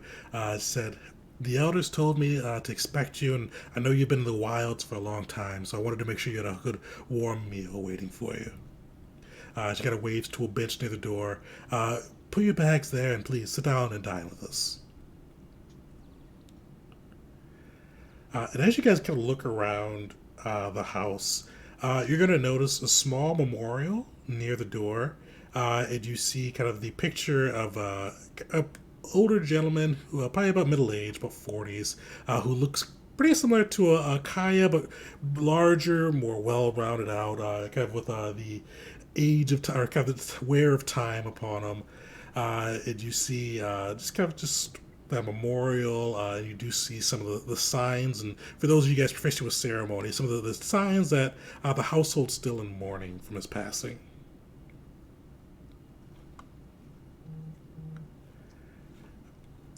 Yeah, so I'll put my Right. bag down and thank her for her hospitality and kind of take a seat. I probably wouldn't mention the fact that they just lost someone. Can I stand outside and just kind of like keep an eye on things, make sure we're in a safe place? Not that they're not safe people, but if we're kind of on the outskirts, we want to make sure that we've got an eye out. For sure, yeah. So you could definitely kind of keep an eye out. You will see Chippy goes, it's safe. You're more than welcome to sit and dine with us. And you kind of see her bring a bowl. If you feel more comfortable out here, you're more than welcome to eat our food out here as well. I'll eat inside. Just Uh, keep my mouth shut. with ceremony of 8, knowledge 4, folklore 6, and all that good stuff, it would probably be likely that Jaya would recognize if there was any special tributes or anything like that that could be made in ceremony to the little shrine at the door. Definitely. And with that, too, with ceremony and the folklore, as you take a look around the hut as well, you do see that it's kind of some indications that Chippy's husband worked in the scientific field. Looks like he was kind of a mixture between a farmer as well as a scientific researcher. You see kind of those laid out, some of the pieces of the memorial to you indicating, like you see some barley and by there kind of indicating the farming and some of the scientific research tools next to the memorial too, just kind of showing his adeptness with the scientific field. And definitely, so if there's something you want to do to kind of honor or add a little bit of kind of respect to the passing, you're more than able to do so. Well, I mean, if nothing else in respect to the hospitality, Jaya would continue to offer some of the bear stuff, if not the meat itself, but like some of the other byproducts that would have been maybe not used yet or consumed yet. Even as much as the bear cloak itself could be offered as thanks to the gratitude to the hospitality. But then, just if nothing else, a small gesture to the shrine to acknowledge it. Perfect. Espo will find his way to the kitchen and start doing dishes. And you see, she kind of does the fake, not the fake, the 3-time refusal for the help with dishes, as well as the bear meat. But you kind of see, even as she does each refusal, you could see it was half-hearted at best. As you look around the kind of the home, you see some of the lauders as well, and kind of the stores of food. It looks like a lot of it is. It looks waned down. Like it looks like they're kind of running low on those supplies, and they gratefully take the bear meat and any of the byproducts and cloaks that you could spare from it, and just truly thankful for your assistance.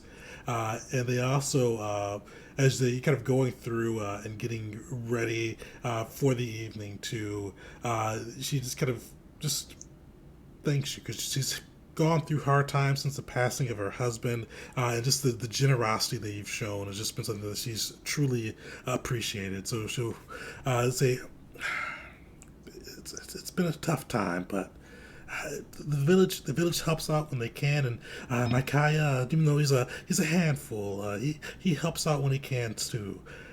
But this meat, this offering, it's been truly appreciated. We both thank you for your hospitality and honoring our fallen husband and father.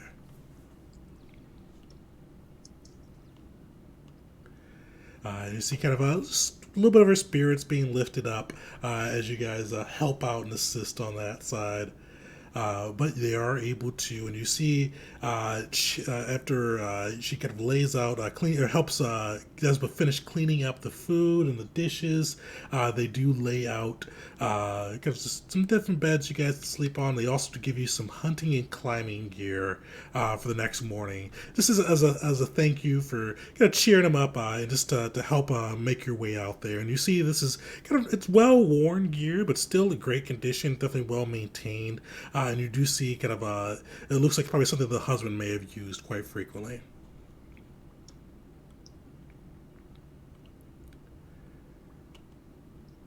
Perfect, but you guys are able to get your rest in. Before you rest, is there anything big that you wanted to do within the home or within the village before starting off towards Station 54?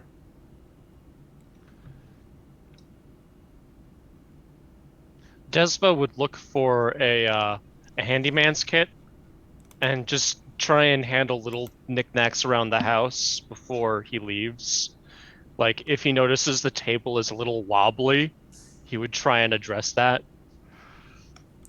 Just little stupid stuff, little husband stuff. Definitely, you are able to, because it's definitely seems like it's been Kaya and Chippy have just been kind of doing what they can to survive, and some of the home maintenance stuff has really kind of fallen by the wayside.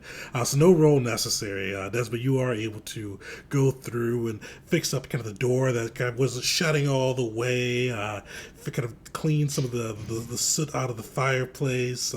It's a lot of those things, it's those home maintenance things that may be a little bit harder now without the husband there. Unclog the drain of all of the the hair that's just come loose during showers. Definitely able to just kind of get that all done and just put the home in a much nicer spot than when you found it. Despa's husband material. He's not talking And about last murdering I children. checked, still single. Well, husband material, not father material. Two very different things. Yeah. But Chippy will kind of gratefully thank you.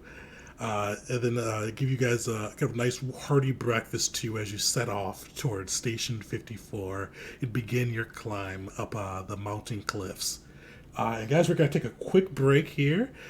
So before we go to break, though, for anybody that just joined the stream, and let me post this back in chat too, to get into the giveaway for a free copy of the Coyote and Crow PDF, put Audinati into the chat. It's not case sensitive, so you can capitalize or uncapitalize whatever you like on that side. That will get you into the running to win a copy of the PDF, which will be raffling off a little bit later. So make sure to throw that in there and get your chance to win.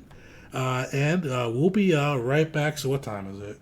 It's 8:48. We'll get back at like 8:55. So about a 7-minute break. So we'll be right back, everybody. See you in a bit.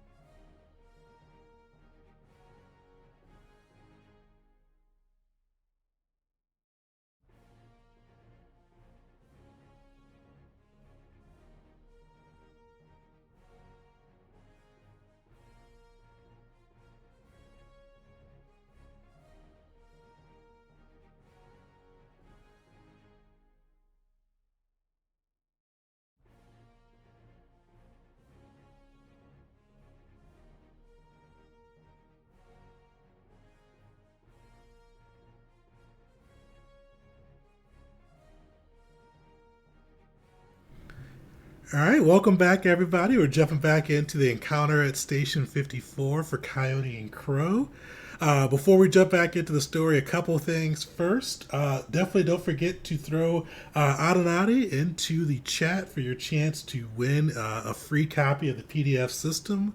Definitely worth it. They got some great art, fun system on that side too, so don't miss out on your chance to win. Throw that into the chat right on the left side on there.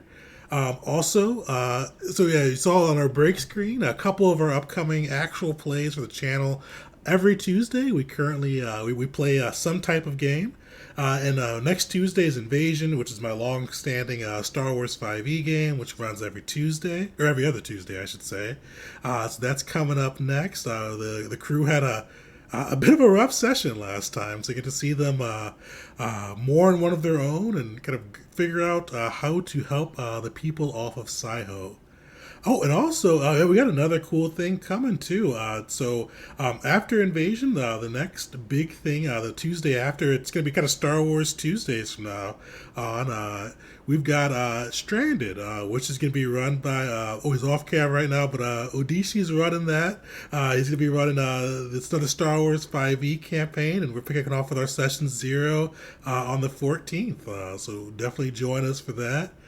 And then after that too, we got some Mutants Masterminds, which is one of my favorite systems. We try to do a monthly game with that, and then we got a Starfinder game too coming up. So every Tuesday we've got some games running, but we got some Wednesdays and Thursdays mixed in there with the upcoming month. So definitely drop a subscribe and come hang out with us for that. Yeah, let's dive back into it. Don't forget to throw the Adenati in chat for your chance to win. But the crew, after getting that long rest, getting to take in the villages and Chippy's hospitality, and helping her to kind of help fix up her home, give her some food after the loss of her husband, the group is able to set off towards the cliffs and make their way north to the station. And as you guys see, the cliffs are a series of kind of rock ledges, miles wide. You see rope ladders show the kind of the easiest path up through this kind of this winding cliffside. You see the climb. It's definitely it's tiresome, but not dangerous to kind of a hardened adventurers or travelers like yourself. At the top of the plateau, you do feel kind of a chill wind blowing through you. Not just kind of the cold of a mountainside that you'd expect, but you feel kind of a dark tinge to the wind in the air as you make your way up. As you begin to kind of cross the rocky plain and head towards the station, the sky begins to darken and the air starts to grow colder, and you feel kind of flakes of snow falling around you. Now, one of you guys can make an investigation or tracking check as you guys are kind of making your way towards the facility.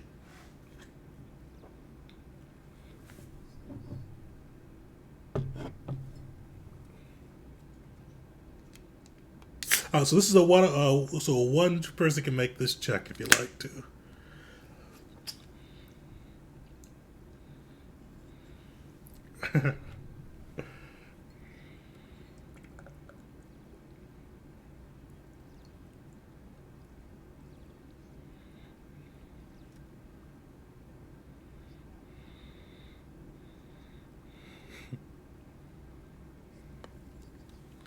Oh, that's a good question.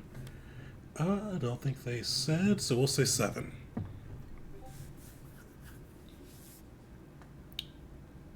Perfect. So as you kind of maneuver through the rocky plains, and not something like you're not super alert for, but you do start to see signs. This kind of the falling snow almost hid, but you do see signs that a group of people have recently kind of trudged through the same path, heading towards the station.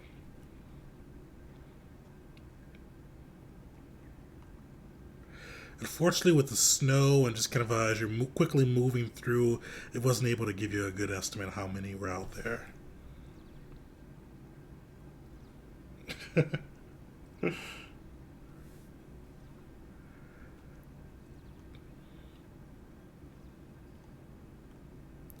You could definitely tell it was recent. Same day for sure, but you're not able to kind of break it out how quick, how much ahead of it was.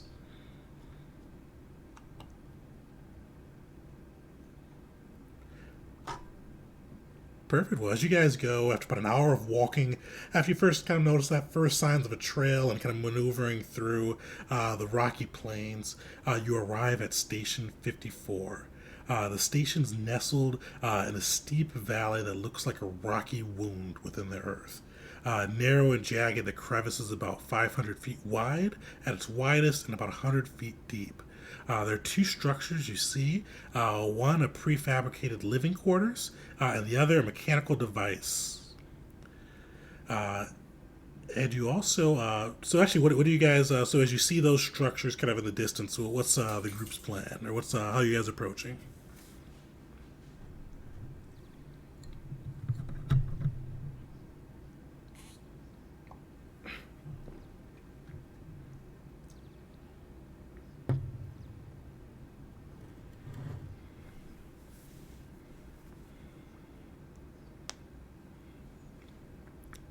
Perfect. You kind of walk around the structures, kind of getting closer within. You could see four individuals. They're dressed in highly specialized uniforms that aren't immediately familiar to you. You could definitely tell these are a well equipped, well outfitted group of individuals. And you see them kind of approaching the living quarters cautiously, and they check the windows, and you see them kind of maneuver, like checking the windows, checking the doors, and they seem to relax after they check them. And you see two of them pause outside, while the other two go inside the structure, opening the door that seems to be open. What do you? How you guys? What's Desma's play?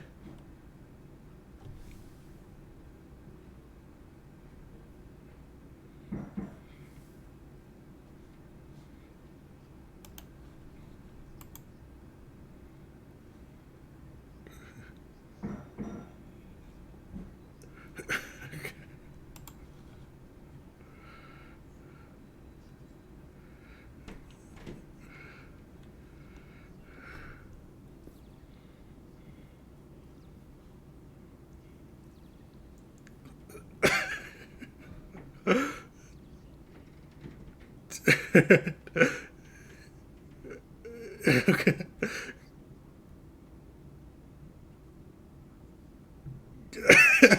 It's your lucky day. It's your lucky. It's your...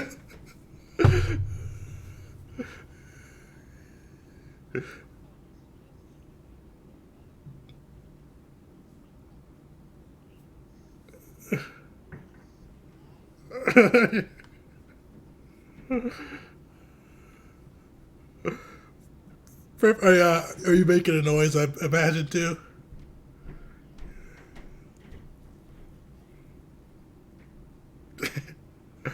You you see the two that were kind of outside keeping guard notice you and seeing you wave. They give a puzzled expression, but one kind of puts his fingers in his mouth and goes.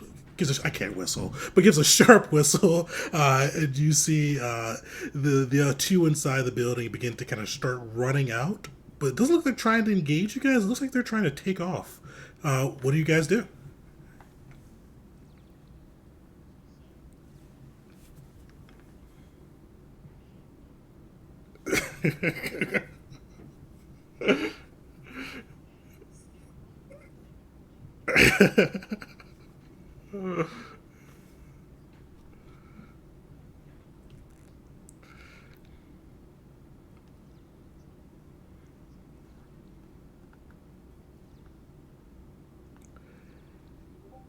You see they kind of one pauses and looks at you, and you see kind of there's two groups within them.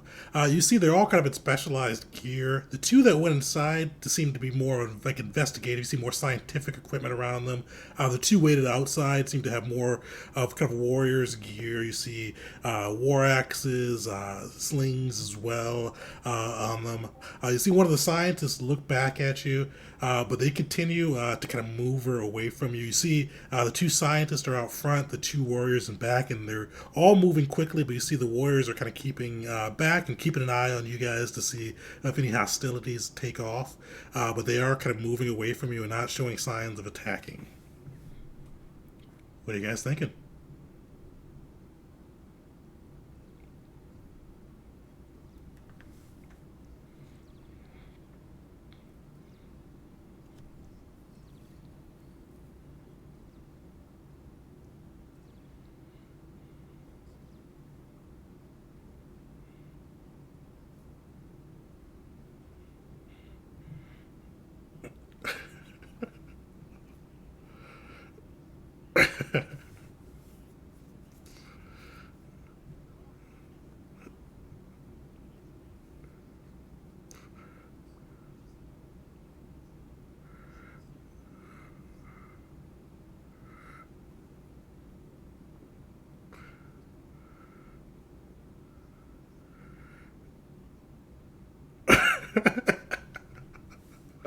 All right, we'll go.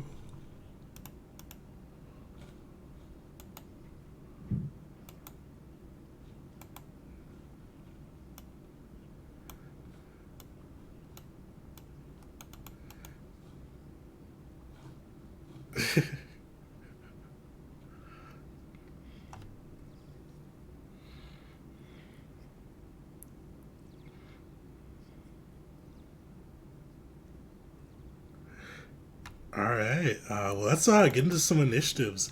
You guys same rules as last time. So you have whatever your initiative number is, and you can make your choice within there. And let me figure out what these guys' initiatives are, and we'll go through that. So you guys discussed amongst yourselves while I look up their stuff.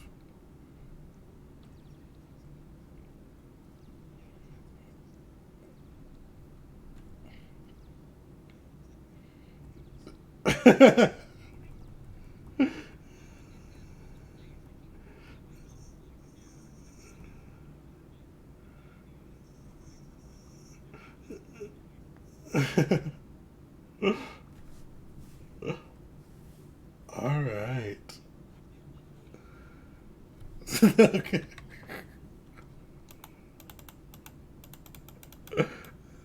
Oh, that'd be terrible. I never fudge. All right. Usually I open roll, but I could not figure out a way to link the app to stream. So thought about it for a while, but it's. Oh, is there a share button? Oh, there is a share. Oh.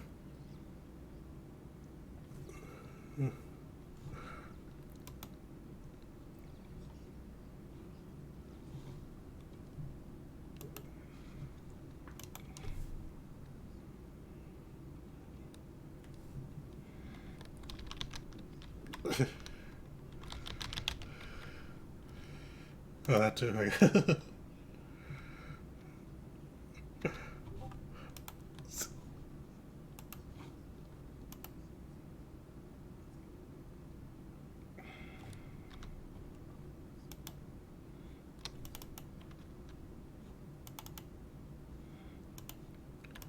All right, I'm just getting the last few guys in there.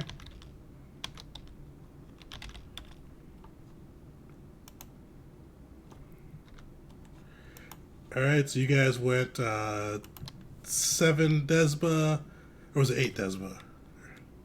8 Desba, 7 Gakken, 6 Jaya again. All right. So you see, looks like one of them beat you to the draw. You see one of the warriors. It looks like that are defending the group.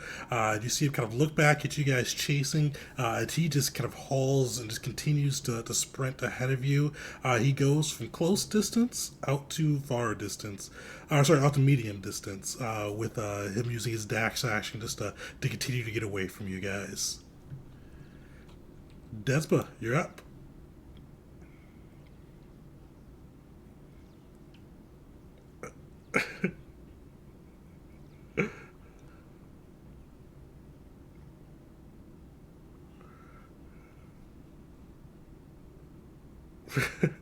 Yeah, so make an unarmed combat strike if you're gonna try to tackle him down. I'm not sure if there's a grapple. Let me see that. Let me see if there's a grapple real quick too, because I I think that works. I'm just not sure. Oh, yeah, yeah. Armored combat has wrestling, so yeah, we'll see if that's we'll do that for a grapple. So, uh, let's see. So you were going? Were you going after one of the warriors that was still behind, or one of the scientists that was still behind?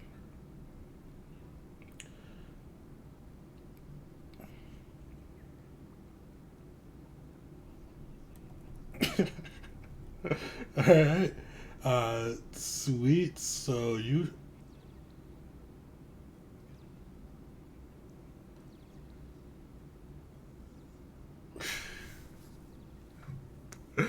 All right. So they have a physical defense of 4, or he has a physical defense of 4 for the scientist. Nice. Do you already re-roll your crit?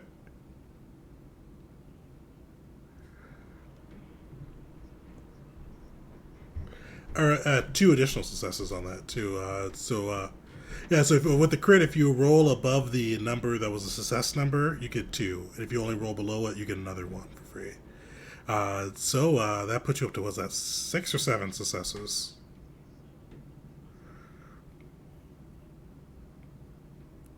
Sweet. So 7 successes on that. Yeah, you tackle him and bring him down to the ground.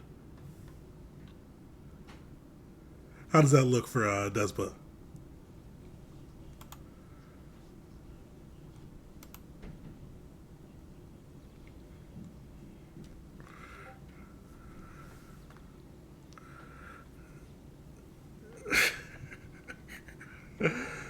Well, you bring him right down to the ground. And yeah, you see, as you do that too, the other warrior and the other scientist kind of look at you with fear in the other scientist's eyes, and you see determination in the other warrior's eye. Kakin, you're up.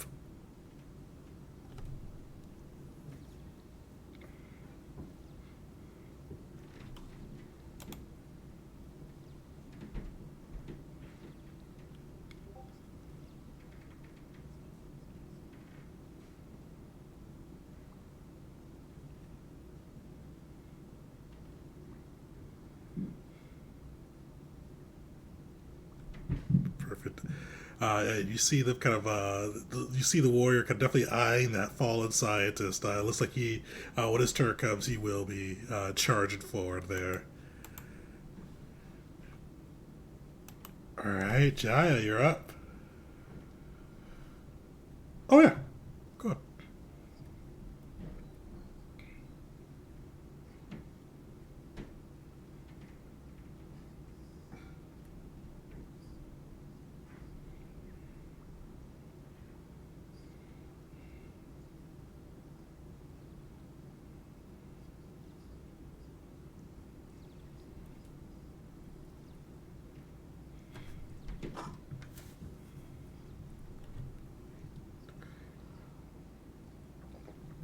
Nice.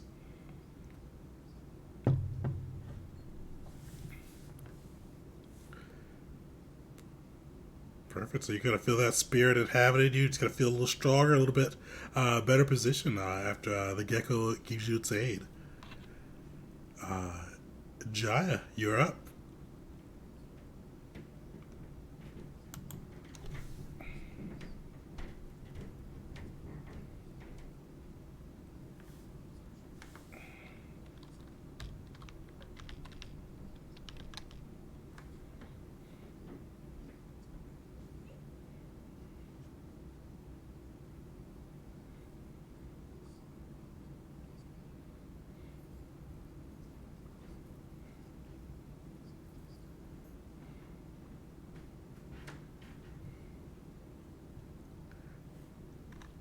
Perfect. You got that the gun on the one, you're standing next to the one, the gun on the others.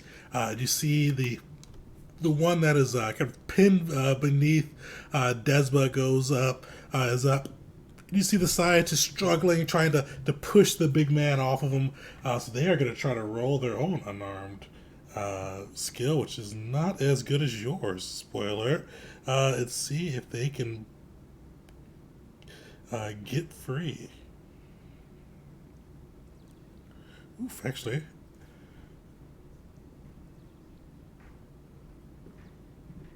They got 2 crits. Don't know if you guys can see it on here. Does it show up? No, it doesn't show up. It doesn't show up. It doesn't show up.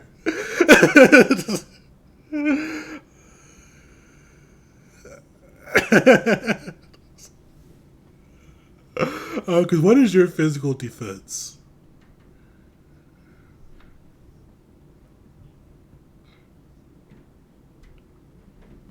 Perfect. Well, yeah, they are able to get 3 successes. You see it. It takes like a lot of their strength, but you see the push up. They are able to get to their feet, but don't have enough strength or movement to be able to get away from you. So they just push up or push off of you and kind of slowly climb to their feet. Oh yeah, you can shoot them.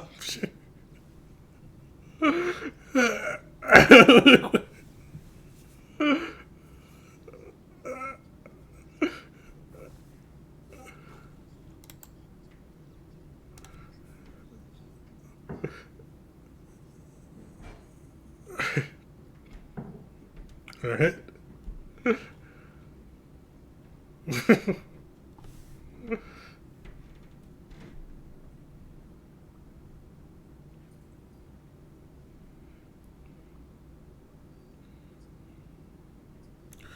Oh, with the scientist, we forgot to get that to you. So the scientist is, they've got a 4, so not too hard.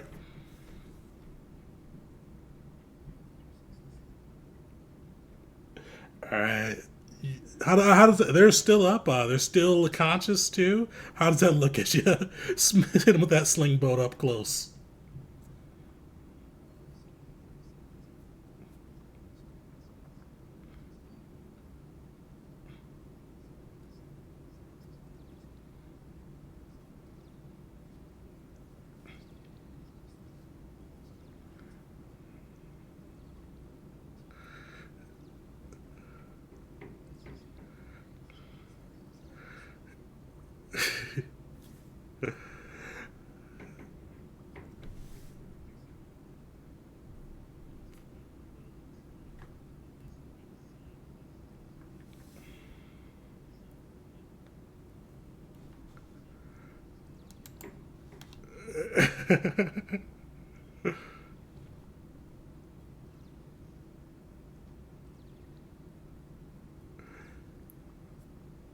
Perfect. You see that scientist wounded, blood flowing freely, still conscious, still able to walk, but looks like they are near their last legs.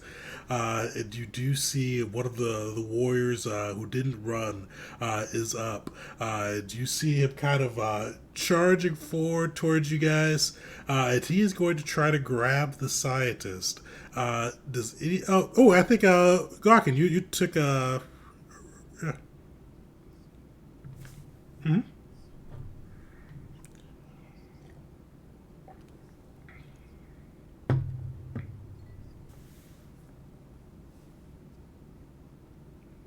Oh, 15 D12s?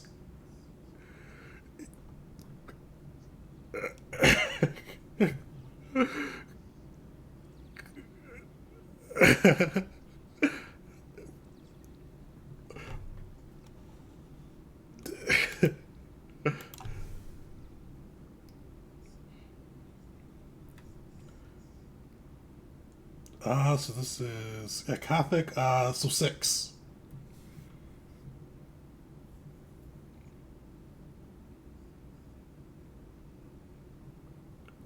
Damn.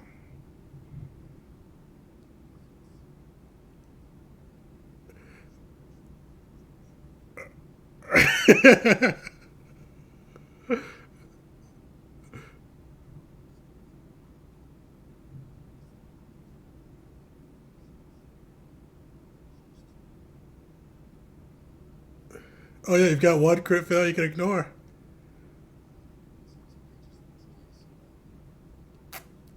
It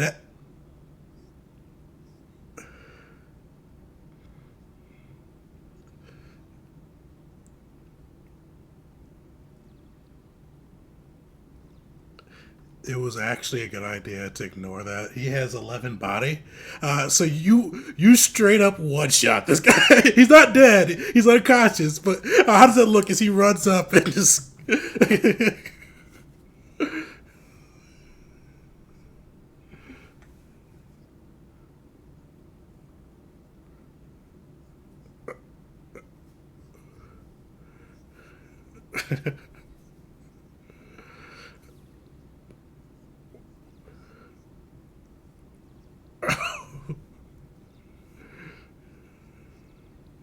As you see him fall back, his arm still attached, or is still clutching the scientist's arm as his body falls back behind him, and he falls into unconsciousness. You do see after Gothic falls, the other scientist he books it and gets up front with the other warrior. That warrior kind of holds. He does a dash again. He moves kind of slightly forward, pushing his up range up to long. But you see him kind of waiting for the other scientist to get free, or to keep following him. Desma, what do you do?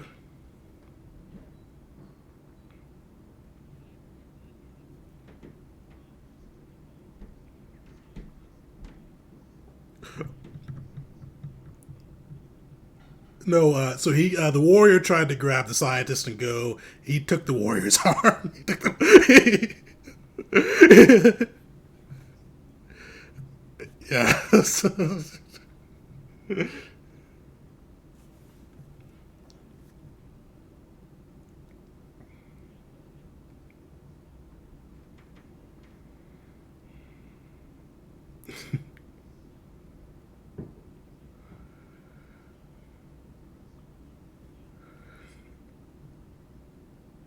Yeah, definitely make another athletic or not athletics, unarmed combat check.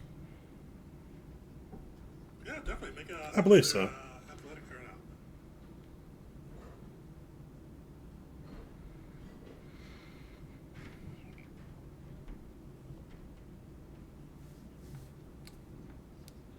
not. 4 for these guys.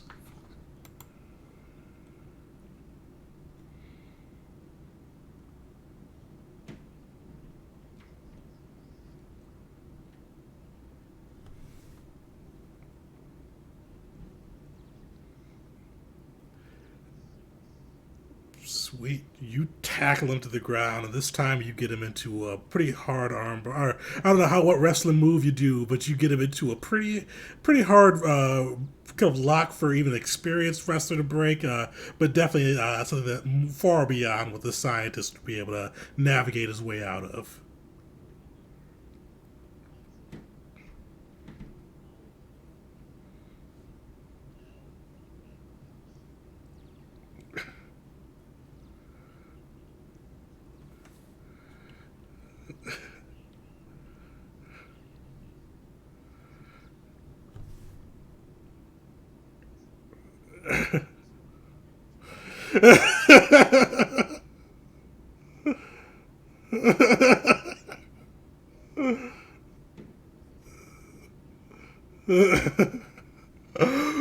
Perfect.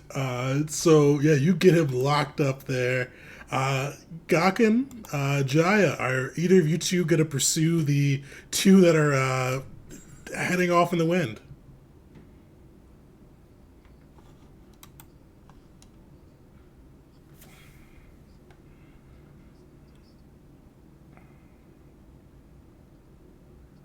Oh, definitely. We're going to take you guys out of initiative now. If you guys are... Oh, actually, sorry, Gakken, I didn't let you answer.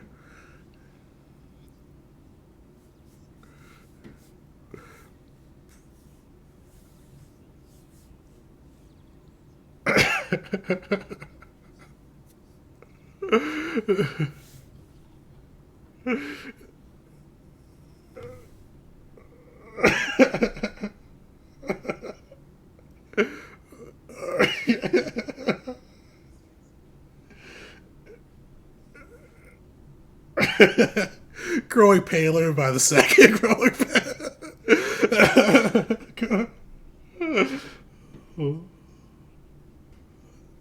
Oh, yeah, he's unconscious. Shallow breathing. Shallow. Oh, let me get to the healing section real quick. Uh,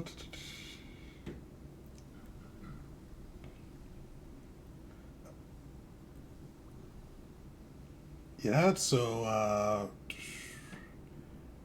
I am not seeing that real quick. So we're going to say for the guy that has lost his arm, this is it's going to be a difficult check. This is a 10 threshold for this. You're going to need at least 2 successes to stabilize him, at least get him into a condition where he can be transported some places. 3, you may get him conscious again.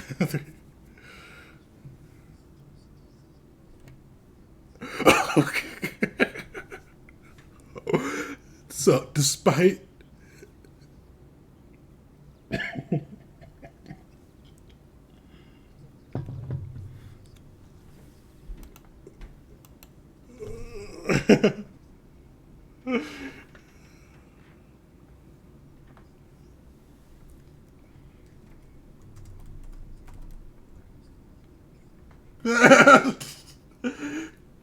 fair cap.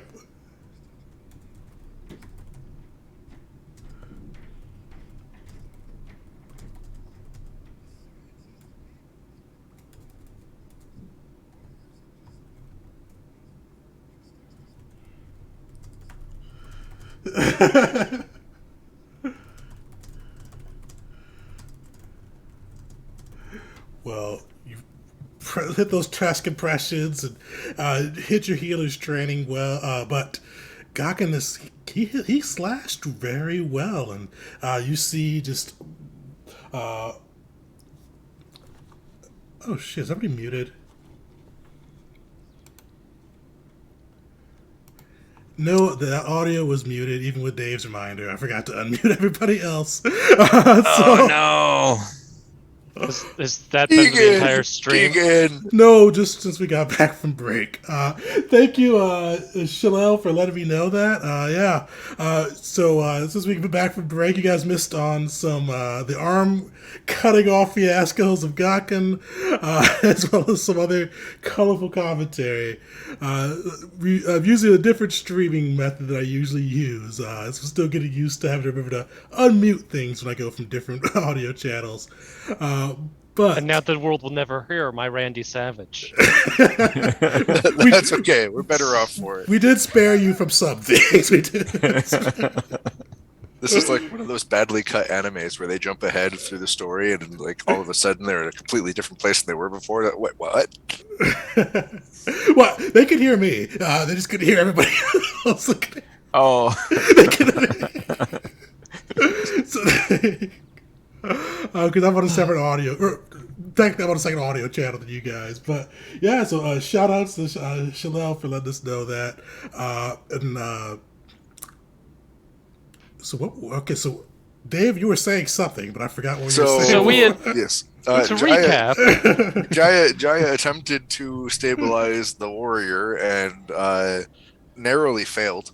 And is now moving their attention over to the scientist to attempt the same, if that's cool with everybody else. I have I'm no just gonna skill in start medicine, so picking over the warrior's body for loot. All right, so what's my challenge rating on the scientist? So he's bleeding. You shot him, I think, in the knee, and he's definitely hurt, but he's not near death. So to kind of patch up that wound, this would be a DC 6. Okay, in that case, I have 5 successes. Oh yeah, you're easily able to patch up that wound. You see that he was like initially resisting a little bit at first, but seeing the arm still attached to the warrior's arm still attached to his arm, that resistance kind of quickly evaporates. He just resigns himself to his fate. And you said you were searching the bodies, right, Desmond? Yeah, I was gonna search the bodies, but then it occurred to me that I just watched a scientist, or I just watched our healer do chest compressions on a man, and then who was just bleeding out. And it occurs to me that something may be wrong, and I may want to do an investigation check. So I'm gonna do that. So are you investigating Jaya's methods? I'm just. I feel like it's important to know whether or not this person is dead or not. Okay. And I roll 1, 2, 3 successes. One's a critical. Okay, so that is going to be again 5 successes. Is he dead? He's dead as a doornail. Desmond does the casual boot check. Kick, kick. Yeah, it's dead. Okay. Is there anything interesting on his body with the investigation check? After confirming that the warrior is in fact dead, you do find a few things on his body. And you find the first one, you see some of the gear as you kind of take a look at it. You recognize after getting kind of a closer look at some of his possessions and gears and the markings. His marking on the outside is very nondescript, but you do find kind of some dog tags beneath. That does have the I'm gonna butcher this probably the Taiswak emblem, which is another clan that's not affiliated with Kohoki. That's kind of in the neighboring regions. So you do find that upon them. And you also find one of their nieces, so their computers as well. It does appear to be locked upon it. Is it a biometric lock? Because we happen to have a spare hand. Not a biometric lock. You see a password screen upon it. I open up his. I try and pry open his eyes and push it up against the screen and hope that it's one of those. But I don't know if I may have any success. Serious question after all that buffoonery. I have a computer's 4. Is that actually able to? I want to see if anyone else has a better computer's check before I potentially fail to hack this thing, and suddenly everyone around here is like, "Oh no, we've lost the data because you failed like an idiot." I have no computer skill, so it's 2. What's the dumbest person in our group? The one with the best No, computer you're the one skills? that knows computers. Just because I naturally play that way. I don't know if this is an accurate portrayal of someone who is half as smart as they are strong.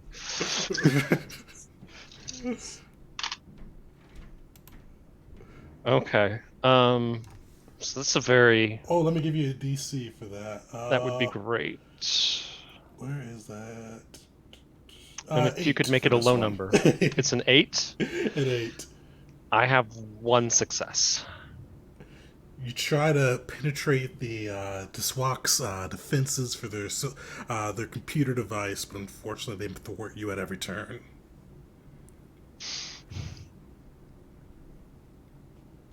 I broke it. So maybe It's a brick now. It's like the iPhone. You try 3 times. That's it. I'll try a little bit different tactic, and I'll go to the scientists, and I'll kind of slowly put away my blade, kind of make it a big thing. I'll look over at the warrior as his corpse is being picked over. Some chest compressions are trying to be done to save him. Obvious attempt, not effective. And I'll tell the scientists that they should cooperate. All right. I think they've got intimidation. Roll. Do you have intimidation? Roll intimidation. There's coercion. Coercion. Yeah. Go for it. And so the downside of my ability I use is my spirit is permanently removed by 1 until I take a long rest. So it's 7 instead of 8 right now. All right. And what is the difficulty on this? So this is another standard one, so this will be 8. All right. You're shooting for 3 successes on it. Let's see, I sort here. I did not get 3. I actually got 0. So I got a crit fail and a 10. And nothing else counts. Oof. Surprisingly, even after chopping off it's their partner's arm, you see this scientist just holds true and just kind of tight lips, just kind of stares ahead, ready for whatever fate befalls them. So Jaya having Really? You're not Jaya going to give us having any information? I went to bat for you, man. I just took you down. Look at these people. They keep killing people. He killed the guy first. Then this guy with the med kit patched you up. He killed him again. Really? Come on, man. I Give us mortally information. wounded him, did not kill him. That's on Jaya. That's what Okay, so Gawkin killed them 30%. Jaya killed them 70. It's whatever. I like how Jaya got the bigger percentage. Because I cut off his arm and he was like, he's having a heart attack. It's that old rule of thumb. If somebody who's been shot gets hit by a car, who killed him? Apparently the EMT tried to help. Apparently. So, give me a persuasion check, Desmond. You try to let them know you went to bat for him, or coercion if you'd like to as well. Either way, how you want to phrase that. Either, hey, I went to bat for you, don't make me have Gawkin chop off your arm and Jaya try to save your life, kill you. You know what I'm gonna. I don't see either of those skills in my list here. So what I'm gonna make a play for here is I'm trying to appeal to this guy's sense of survival, and I have a skill of 6 in survival, so that's what I would like to roll. Appeal to the sense of survival. But I don't think I can roll the others. I don't have any points here for it. So otherwise, you would go for either persuasion or coercion. Let me pull up that list. So that's I have a 2 charisma. I could just roll 2 die. Performance or deception? yeah, any of those. No, he is not a talker. I don't have anything in talking. Just I have I'm a just war gonna punch club. him in the face again. So coercion. So you I could try and cook him a meal and like roll a 3, see if that helps at all change his disposition. Like I'm reaching here, man. So are you staying hands off? It sounds like. Yeah, I'm gonna stay hands off. Okay. So roll me a charisma roll. Okay. So what's my threshold? So standard 8 for this one. Okay, then I have 1 success. That is more successes than I have. With 7 dice. Oh, I didn't know. I forgot that was 7 dice. Yeah, that was rough. That was rough. You see, he looks up at you. He kind of he falters for a second. Goes, I can't talk. It's just for the mission. Do with me what you will. We didn't do anything to the station. We were coming to investigate. There's more going on here than you know. Man, survival. We didn't want to kill anybody. We just wanted to talk to you. And this guy runs like crazy. This guy tries to attack us. He gets killed. I just tried to tackle you. Like I just didn't want you to go anywhere because you're a valuable source. You don't want to die, do you? You're intelligent. Think of what you can bring to the world if you keep living. Don't make me put a stop to that. And I take out my war club and do a war club melee weapons roll because I'm threatening him with a war club. Go for it. I hope you know that on a critical failure, you're going to actually hit him. Oh no, I know.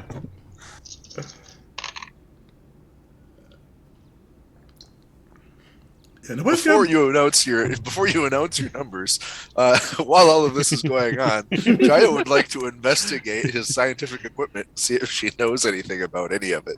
Definitely roll an investigation check as you look it over. What's my challenge rating? So this is another standard one, so 8 for this one. Then I have 0 successes. I may be spiritual, and I know nothing about science. And you see a lot of fancy gadgets. You just have no idea what they do. Like they work. They do some science stuff, but Blinky Uh, lights go beep beep boop boop. so there is a critical fail in here. I assume I cave his head in. oh, so just one critical fail, or did you get below 0?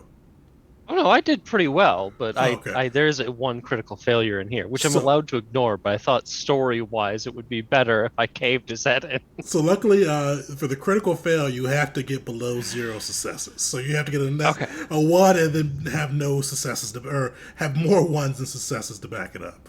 Okay, so I'm at a 7. Perfect. What are you doing exactly with that war club to try to intimidate them? I'm spinning around, doing Final Fantasy VII victory dances and stuff, and it's impressive. There are no other words for it but impressive. Ba-da-ba-bum-bum-bum-bum. Thank you. At the end, he brings the club down on the dead dude's head. See how good my aim is when my target is not moving? Look how little you're moving. You see his resolve falters during that dramatic display, we'll call it. And he does go, what do you want? We were sent here to investigate. We weren't supposed to engage with you guys.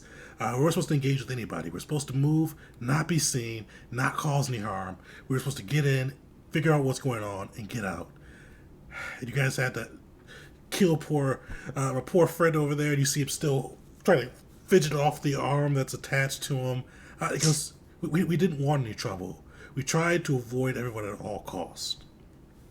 Man, look, he fell into his knife. We can't account for that. He fell into his knife and chopped his arm. He had followed through. It's a very sharp knife. I was running with the knife out, and I was running very fast. I mean, accidents happen. Okay, so what is going on here? What have you found out? Because that's what we're trying to figure out. We just want to help people, and I'd love to let you go back to your folk and tell them this was all a big misunderstanding with casualties. We have some bear meat, though. Maybe if you take that back, it'll go well. You see, I already gave all the bear meat away. We don't have any more bear stuff. All right. Well, we can try and make more bear meat. It could take a day or Hunt two. a bear. Yeah. How high did we really have to roll to get a bear? Like, it's not that hard. There are bears. Or an elk. you see. I didn't even get a chance to hunt. I was putting on mud. You see the war or the scientist, especially as you went over your display of he cut his own arm off by running it. Like he gives you a deadpan, derisive look, but eventually he decides to rather talk than be splattered with that war club. So he says, "We believe that the station wasn't just monitoring the weather, as the Koki claim. We believe it was drilling into the earth, causing seismic disturbances. We were sent to confirm if that was true. Unfortunately," he kind of gives you guys a look, "you all got here before we could actually go inside and fully investigate and find out what has taken place here." Come with us. Come on, DMPC. Let's figure out what's going on. Figure it out together. Why can't it be a party of Chip four, and man? moonbeams. Somebody, These are not the droids you're looking for. one of you guys can make a persuasion check. This is gonna be a hard DC. They're a hard challenge level though. It's gonna be a 10. 3 successes. The scientist decides to join with the people who cut off his buddy's arm and threatened him. So, who's feeling lucky? I just want to put this out there. We tried diplomacy, and they said no. All right. We're just They gonna ran do a little away. blaming the victim here. I, A I- little blaming the victim. I can give it a shot. I got a 7 here. I got a 7, right? Yeah. Oh, 7. All right. Give it a go. You can do it. Well, I assume it's coercion, or is it different something? It's not coercion. You're gonna kill him with persuasion, it aren't you? is. Oh, actually, it is coercion. Go for it. Okay, all right. Here we go. Maybe. What do I need for success? 10. I do not have a 10. But Oh, I have an 11. All right, what Can I level? turn that into a 12 with a mind? Oh, that's a good question. I'm not sure if focus can bump those up. Let's check that. Uh, I don't know that it would change it into a crit if you bump it up to a 12. Hmm. why is this so? Also, I'm totally gonna laugh when this guy has to try to wander off on his own with a busted up kneecap. You fixed them up I pretty do. nice. You fixed them. I do feel though like I have to put an asterisk on a lot of this because I just looked at my character sheet and found this thing called quirk anger. If any of my allies fail a social encounter, I have to make a will check, and if they fail, or if I fail, to gain at least 2 successes, then I have to attack the person who I feel is responsible. Oh So no, I like failed. that's I hardcore like failed my Well- social check. this like that it's part of the character. I'm supposed to attack people who I feel like a reason something failed. For So anybody that I don't just know if I joined attack us, Gakan or this is a take this pre-gen little guy. character. This is not what he made. This is one that's in the books. This is what. All right. It's no wonder my character is intimidated by yours by default. I have a will. Okay, Well, I hold have on, because you can bump it up to a 12 and a crit success if you like. The only thing you can't change is a 1 with focus, I thought, of the rules. Oh, okay. So I can, except I think here's the problem is I already failed this social encounter and then he used a war hacks to try to intimidate him. Oh. I think if there's a willpower fail here, I don't think that was tried to intimidate him. Right. Well, roll some more hammer damage. Sure. Okay, well I never made the will check. Oh, yeah, So make if the we're will ac- check. Yeah, make the will If we're check. actually doing this, okay, and my will is a 4, so I have 4 dice, and I have to I have to make at least 2 successes. What's the threshold that I'm looking at here? Because that matters. Does it give you a threshold for that? If not, it's going to be an 8. 8's are standard threshold if it doesn't give you one.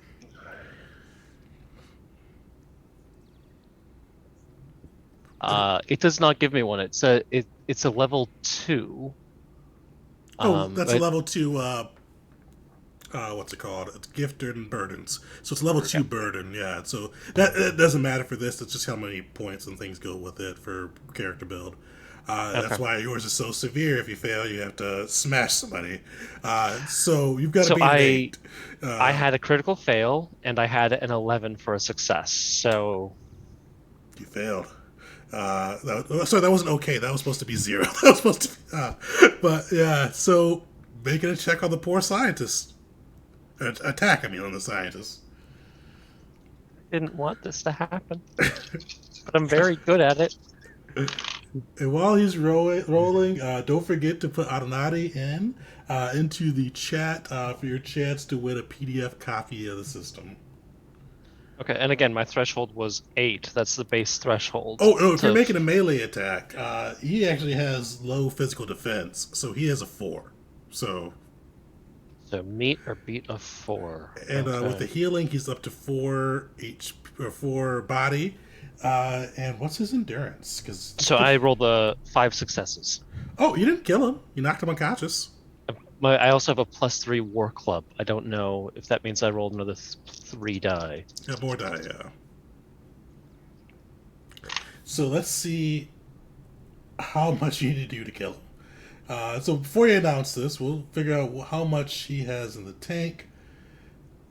His endurance is 2. So if you do one more success, he is dead. Make it so. Yeah.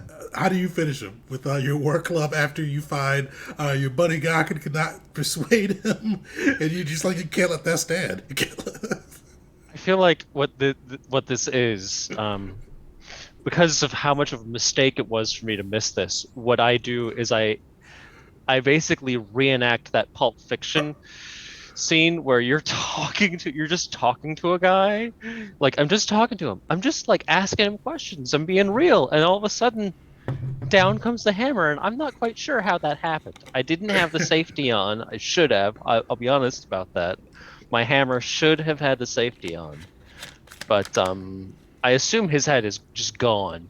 And there's a big mess in the back seat we need to clean up. And I got to call a guy to get rid of the evidence. Yeah, so as you guys were talking to this man, he began to spill some of his secrets. Uh, after Jaya had patched him up successfully, we might add, he didn't die from that. Desma decides to does not like the cut of his jib, doesn't like his tone, and decides to smash down with his warhammer, leaving a bloody paste behind. And just for more clarification, this was one of the pre-gen builds in there, where if you fail social encounters, you hawk out and decide to smack somebody. I apparently I'm very bad with that whole thing called Rejection. yeah. I don't like it when things don't go the way I want them to. Well, I we know take why. back my previous comment about Desma being husband material. I was just about to say that. I was like, we know why he's single now. We know. Smacking people with war clubs. They say they don't want to go out with him.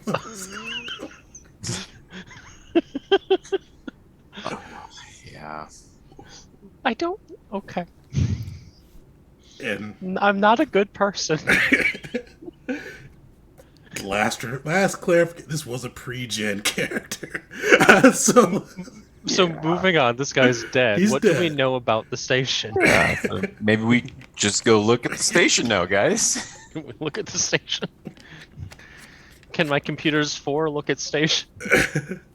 Yeah, so you guys see that the residential prefab area kind of next to you, but you also see the mining area as well, or kind of the mechanical device not too far away from the kind of those living quarters. You can investigate the device if you like and go into the living quarters. What are you guys thinking of doing?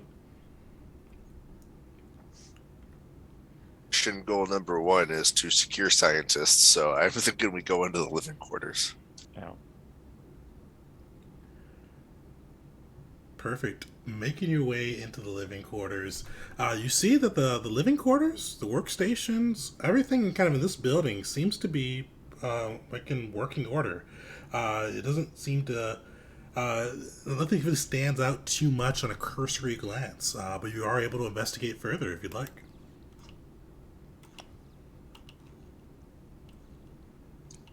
Yeah, I'll try to look around maybe the outside of the living quarters, maybe the perimeter of this place, and see if I can maybe find some tracks that suggest that someone either came in or came out of the camp. Perfect. No survival roll necessary, tracking roll necessary. You do look around and you see that it looks like outside of your tracks and the tracks of the other team, nothing's been out here at least in the last couple weeks.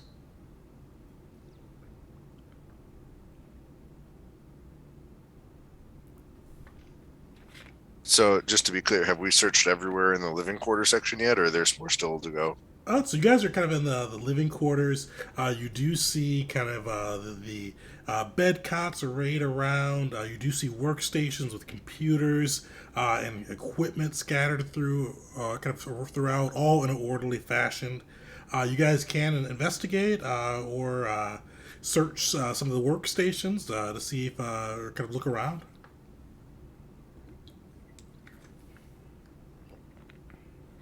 Yeah, Jaya will do an investigation near the bedrolls, see if we can see anything there that's worth seeing.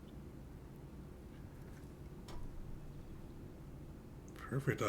With the bedrolls, yeah, kind of taking a look over there. It looks like they looks like somebody kind of they've been not been slept in recently. They look to be well made actually. They're not well made, but they look to be their bed and the rolls have been made. Everything kind of laid out neatly and orderly, as you'd expect from somebody with a scientific mind.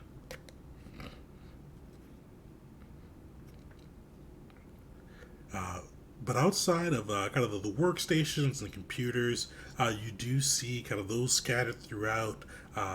Looks to be powered down, and you do see that large machine kind of looming in the distance, but you're not exactly sure what that machine does on a first glance.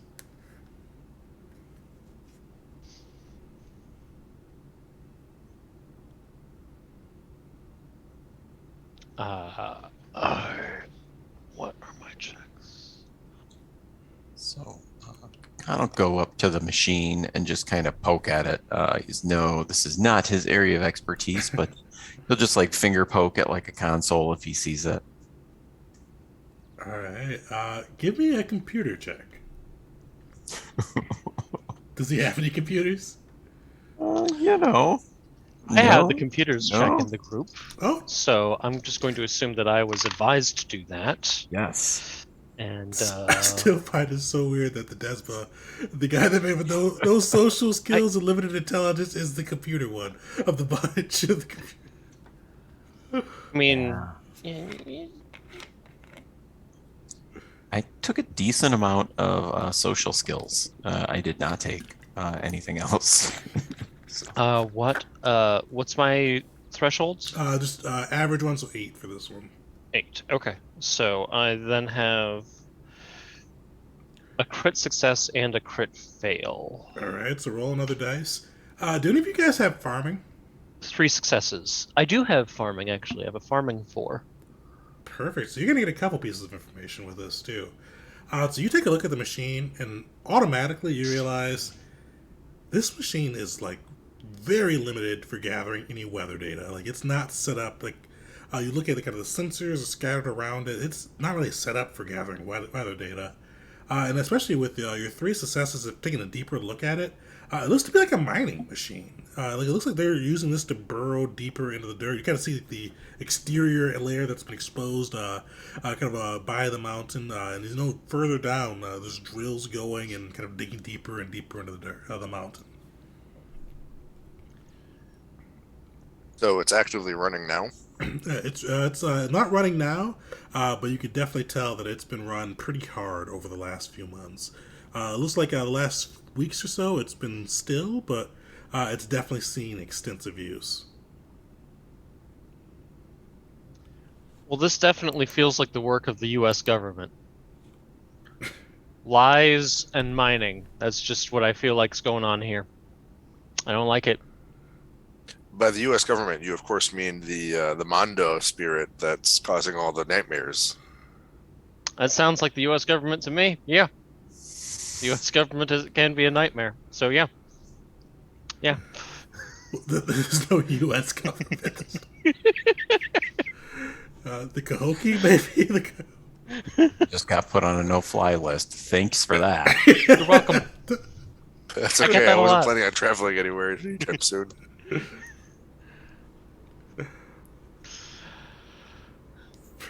But yeah, this is made for mining, so clearly we have to investigate further, and also probably start sending some reports saying these folks are lying. Yeah, I'm gonna guess that they already knew that those folks were not collecting weather data. So,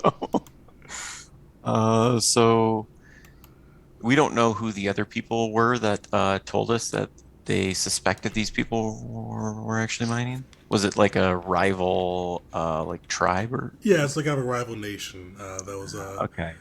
trying to because they this is kind of a neutral territory, and they thought that they were simply testing the weather, but it looks like they're Mhm. digging deeper into the earth, doing something probably not supposed to be doing. Yeah.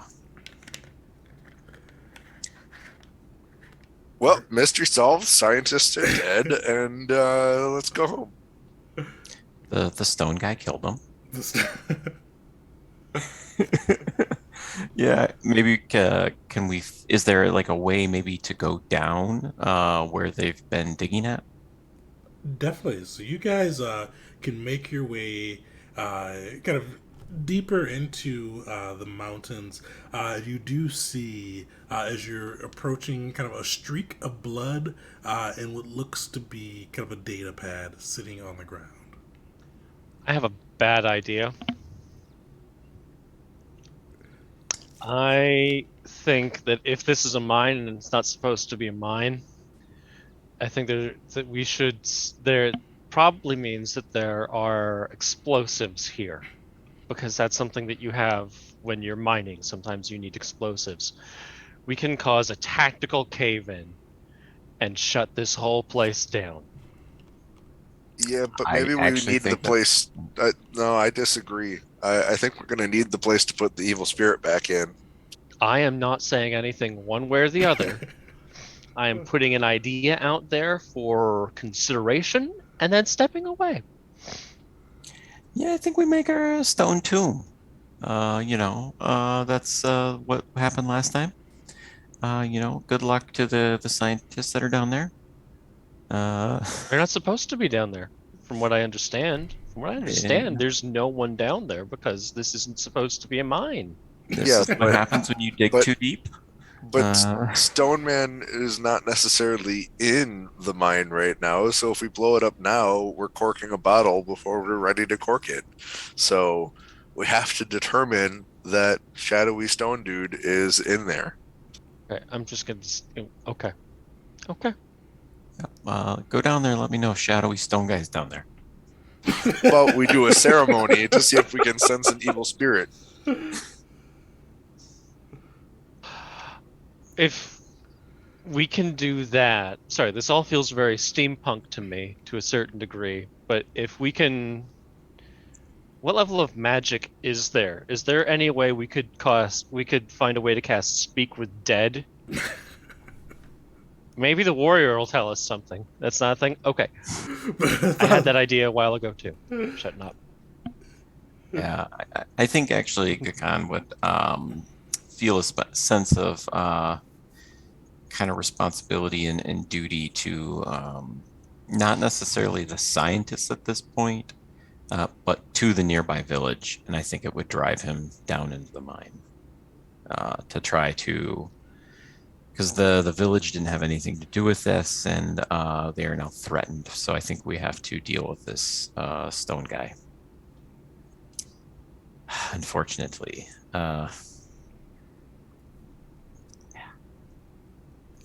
Next time, don't pick a motivation or responsibility. So Jaya would like to perform a ceremony to talk to the snake spirit, see if there's any sort of spiritual guidance as to if Spooky Shadow Stone Dude is lurking down below, or if we need to go hunting for that and figure out how to get them back in for the proverbial bottle. All right, so DC 8, I guess I'm saying DC, but 8 and 3 successes will be determined. And I have 3 successes. Perfect. You kind of fall into your spiritual sight, and you do see kind of what looks like the outline of a giant snake kind of slithering through the tunnels. And you see it kind of going further than you guys are, past the bloody streak. And you see it descend into the earth. And you see it come across a great stone beast deep within the earth. Oh, okie dokie, guys. It looks like the snake spirit says that Spooky Stone Man is, in fact, down there. So I guess we're going to try to blow up the mountain on top of it.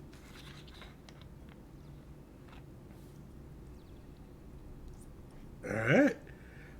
Not a terrible idea. I feel like this is a terrible idea. Do we have explosives? You don't have explosives, but you do have the mining equipment, the big drill. So you could try to cause that to cave in the tunnel that they've created. That seems reasonable. All right, Desma, use your farming skills to turn on that equipment and collapse the mountain without waking the stone shadow monster and causing him to come after us. Good laugh, but I rolled really well. I'm sorry. I think we've just ignored some clue on the ground here. Well, there's a data pad near the blood smear. Maybe we should read that real quick. Oh, I thought I already tried that. I remember there was a computers 4 at work, and I turned the thing into a brick. That was the one you took the guy who cut his arm off of. This was this is a new data pad. Okay, well, farming explosion check was a total of. The Well, what? I would say I have 4 successes. For what? I was told to make a farming just check. I have 4 successes. Who told you to make a farming check? Jaya told me to make I did. To use the mining equipment. You realize that crops would not grow well here.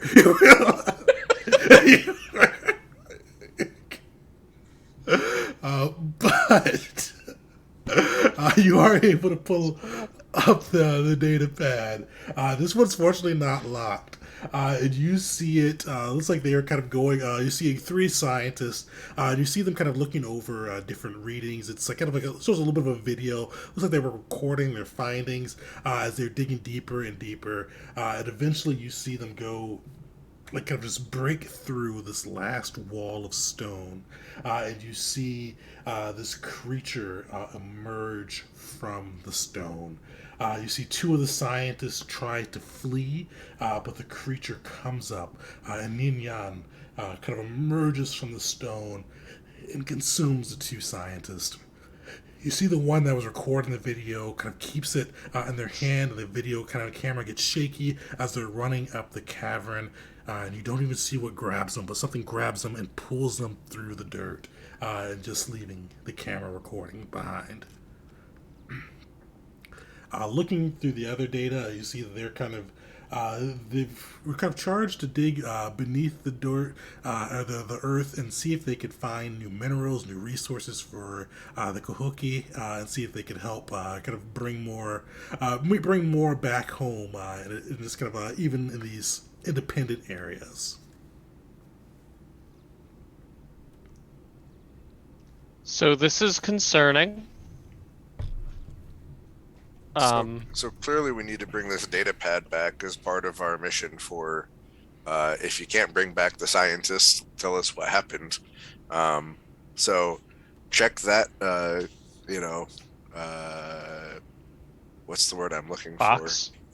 Yeah. Anyways, one of those mission points off. And now we just have to deal with spooky stone dude.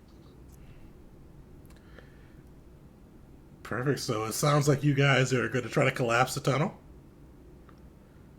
Yeah, actually, also curious, would the warrior happen to have any explosives on them? No explosives on Neither do I. them. Yeah, we already covered that basis. That's why I was asking about the warrior. I looked over the body for useful stuff, and all I found was his computer, and then I turned it into a brick. All right, so you guys are going to try to use the mining equipment. So this is a skill check over time. There's 2 different ways you can go about this. One slightly easier than the other. You can use kind of your science skill and see if you can get the machine working correctly. It's a little bit easier if anybody has geology, which I don't think anybody does have geology as a sub skill or a specialization skill, I should say. But you need a 9 success number using science and geology to be able to get this up and running and drill through it. Or you can do computers, which will need which will be a success number 10, and we'll need 8 successes to be able to get through it. And the geology needs. Oh, sorry, I read that wrong. So geology needs 9 successes with success number 10, or you can do computers with 8 successes with success number 9, and to see if you can drill through there and get those and collapse the tunnel with it. So this is a check over time. So I'm going to go back and get those rules because I've not done those ones before. I can't make the computers check. Okay. It's just not an option. I can only roll 4 die, and it requires 8 successes. Well, check over time I think we might have some. It'll take that over a set number of time to do it. Okay. Yeah, So computers, I have 2, and science, I have 0 actually. So how do I have? That's impressive that I have 0.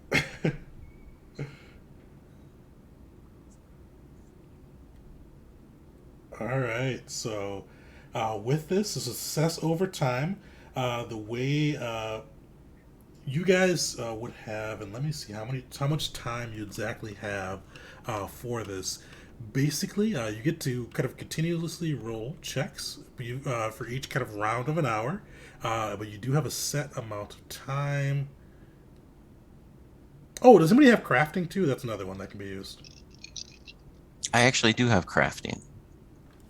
I have cooking. Can make Naman a hearty meal as he comes to slaughter. Uh, We don't want to make enemies. We want to make friends. so, crafting, you realize that while mining equipment can be pretty difficult to utilize, you can tweak some of the gear around there and just try to set it to explode. And with this one, you only need 4 successes with success number 9. This was not one you can do over time, though. Ooh. That is possible. I have so I have crafting of 5, so technically it is possible that I could pull that off. And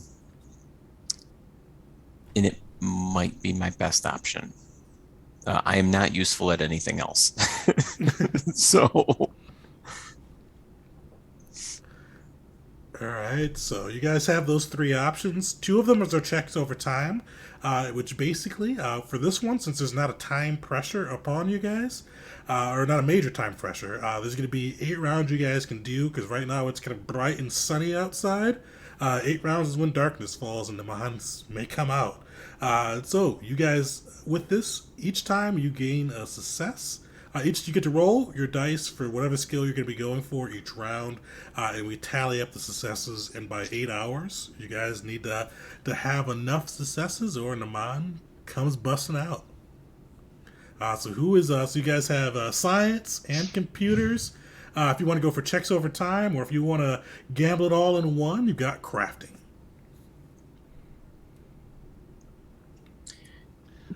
I feel like the only way we can do it is by doing it over time, but that's just me.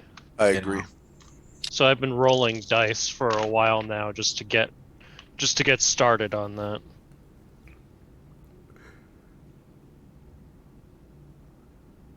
Yeah, I'd like to also do another ceremony check to, just kind of pray over the results and hope that the gun violence goes away. I mean, I'm sorry that we successfully get to, computer use this thing to make it do what we want it to do. Well, you definitely pray to the snake god and hope that it comes through for poor Desba. Okay.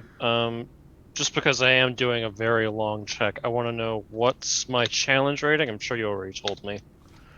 Because you're doing computers, right? Yeah. Computers. I think it was like 10 for computers. 10 is a success? Let me pull that back up.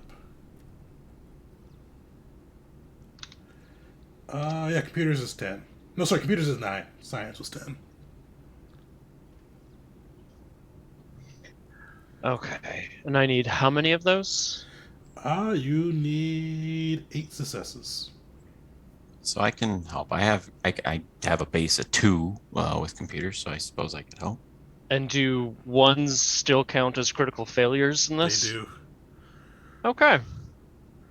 That's fun.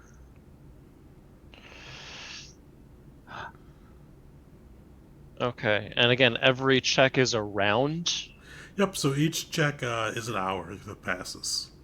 All right. Okay, So we can do each help not. with that. Unfortunately, this is just a one. Oh, okay. Okay. Let me start adding up in just a second to see how many hours I've gotten up to. Okay, so hour one, I have a success. All right. Hour two, uh, I don't have anything that's 10 or over, Okay. but I don't have any critical failures either. Hour three, I have a second success and two critical failures.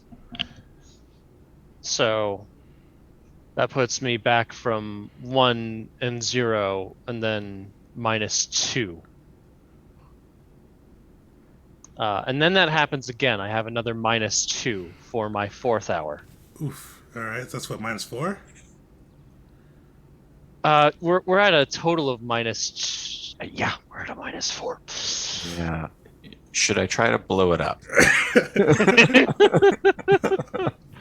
That's just at hour four. I kept going for a while, but it does not go well. Let's see, 1, 2, 3, 2. I do get to 8. It takes me 10 hours to get to 8. Fortunately, hour 8, things happen. So as you guys, I'll give you one shot. Gaka, as you see Desma clearly by hour 4, just struggling to work this mining equipment. Do you want to try for your explosives? Yeah. So during this time, can I call that a long rest? That he's working on this equipment. I'm cooking myself some food and chilling. Unfortunately, definitely. Unfortunately, actually, you can do a short rest because you had an encounter, but not a long rest, unfortunately. All right. So yeah, I guess at like hour like 7, I'm just gonna be like, well, I don't think you're making much progress. And I'll just go over and I'll try to just turn this thing into a bomb. All right. And You would yeah. avidly see that the success I'm having is like I'm learning how to use the equipment. I'm learning how to use the equipment. I damaged the equipment. You see a uh, lot of that. You see a lot of me undoing my own work. all right. Okay, so I have crafting of 5. All right. Um DC is uh 9. oh jeez. And how many successes do I need? Or just 4 for this one. Oh, So, only 4. uh, Okay. Okay. Oh, okay. Okay. This might be possible. So I got a critical fail, but I got a crit, all and I got a right. 9. Um, so can I still negate my critical fail, or is that a one time? You've already used. Yeah, that's the one Yeah, I've time. already used it. Yeah. Okay. So that negates my 9, but I do have a crit, so I get a crit reroll. Okay. Um, And unfortunately, okay. another crit. Okay. So this is a terrible idea. But I'm okay. I'm gonna use a mind point to turn an 8 to a 9. So All that gives right. me 2 successes. Perfect. And I need how many do I need? So is that 8 or 9? Was that 8 to a 9 before you rolled, or is that before you rolled your crit? Uh, yeah. That was before Oh, I rolled my sweet. crit. Yeah. So if you roll this, you need to get a 9 or better, and then you do Okay. it. Okay. But can I? Okay. So let me roll. I have a crit. So let me roll my crit. One crit. Roll. I can't show you, but that is an 11. Maybe Sweet. it'll pop up. I can Ah, confirm blurry dice. yes. So I have 2 9s, a 12, and an 11 with my crit die and a critical fail. So 1, 2, 3, 4, 5, 4 successes. Perfect. You are able to, as you see the mining equipment just kind of going a little bit of sideways with Desma, you decide, hey, you're going to do it yourself. You rig up some of the equipment around the lab and the mining area, and you set it to blow. I assume you guys probably haul ass out of there after Yeah. I don't think we're going to stick around to see if that one worked. that.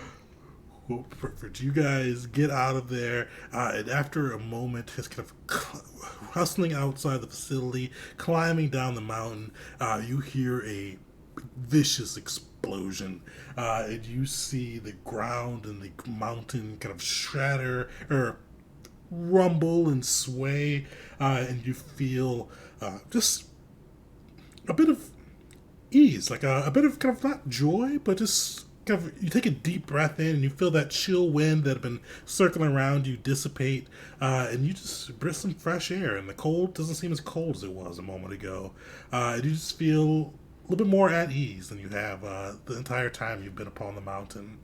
And for those of you guys with the snakes, you see kind of a large snake spiritual figure kind of slither down out of the mountain and just give you guys kind of a nod before it dissipates back into its mist. And what do I see with the buffalo, or do I not see anything? You definitely see a buffalo who gives you kind of a nod and a bemused expression as he kind of thinks of the mining efforts that you spent. Yep, that sounds. Buffalo leaves a giant plop of on the prairie of the spirit realm and wanders off into the distance. Do you need me to get that? Do do I do I need to go get the scoop? You see, the buffalo just frowns, shakes its head at you. It looks like it's going to charge you before it dissipates into the into the spirit abyss. I look at the guys and go, he's such a kidder. He does this at least once a week. He does this, oh, I'm gonna charge into you, and then he just disappears. He's a good, cool guy. Cool guy. But you guys are eventually able to make your way back to Kahoki and report to the council, and they're overall pretty somewhat pleased with you guys. You stopped the SWAT team from investigating too deeply into the station, though they aren't happy that they were able to get their foothold in there and get to see the equipment around there, and two survived. But you stopped them from getting too much information, and they're pleased with that effort. And they kind of give you a look and say, Aziota, your discretion is always appreciated. These matters, what you saw with the mind and the spirit, they're not to be discussed, right? McCready's rock bags fall over the top of our heads and we disappear into the mists. No, yes, we understand. Desma does not mention the corpses that were left behind, and hopes that the discretion will be there as well. Discretion for everybody.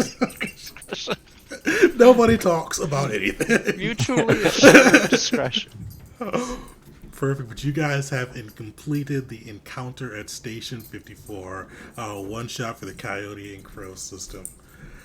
So thank you guys all for joining us. Now, before we cap it off, you do have probably another minute or so to put Adenati into the chat.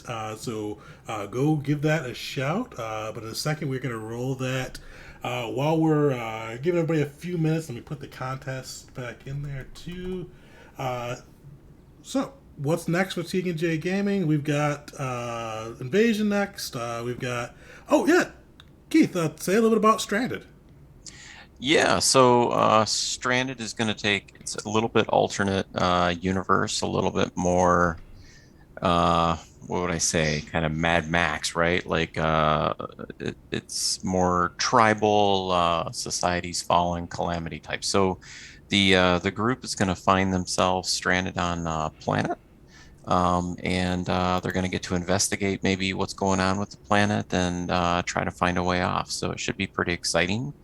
The scenario I created is called Rise of the Duan Guan. I think I pronounced that right, or I slaughtered it, but I'm going to go with it.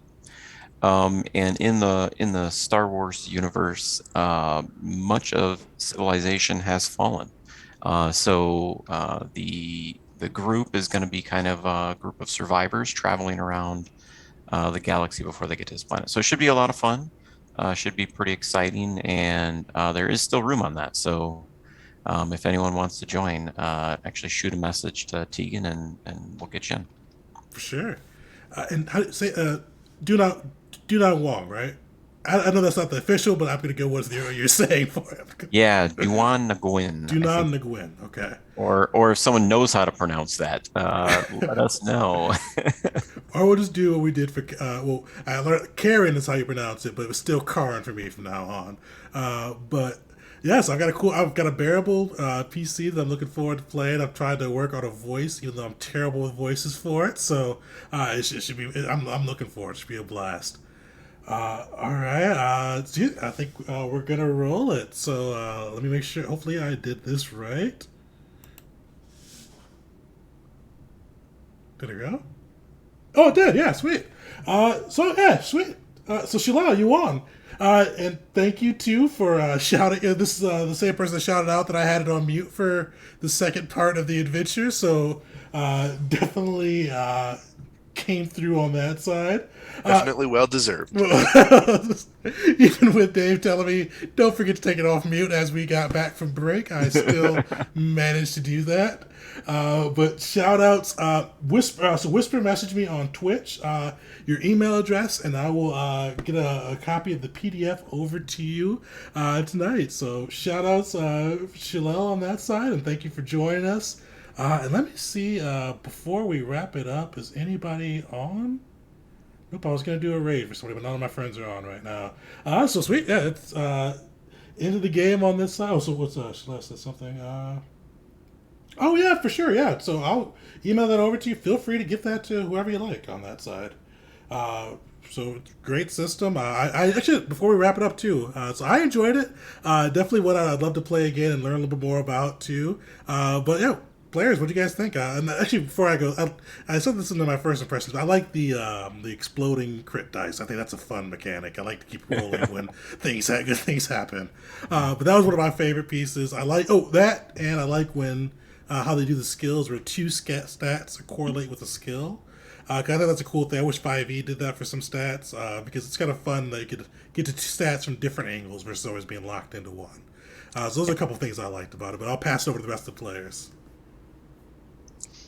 Yeah, I think the system itself is really great. I think there's a few things I like about it. One is building out your character. There's a ton of optimization, and part of that is exactly what you're just saying. Is you're not locked into, well, I want to be a big melee fighter, so I have to be strong, right? Like there's options. If you want to be like a wrestler, you can go high intelligence, for instance. So there's a lot of customization in that. And I also love the fact that there's a big resource pool that you can use if you really need to pass something. And we didn't do it much, but those mine die, being able to raise those mine die up and then also create exploding dice from it, or exploding criticals, that's really cool. I wish we probably, if we were to do this again and get to delve into it a little bit more, it would have been really kind of, but we didn't do it much, but I think that's just fantastic design. Yeah, I like that too. It's fun to have resources that can bite you if you spend too much of it. Something hits you with a mental attack, but Yeah. you get some good success. Look, this adventure didn't have too many mental stats, and if I do run it again, I'd like to. Because it was fun running a pre-made adventure, but I realized I like running like my own adventure. I like being able to kind of freestyle a little bit more, but definitely enjoyed it. Dave, what are your thoughts? Yeah, I mean, we didn't delve too terribly much into it in this adventure, but I mean, the first, 150 pages of the book is just all like culture and history and so on and so forth. I've said it to you guys, before being live, but the creators of this system went through great lengths to make sure that this was culturally representative without being culturally appropriative.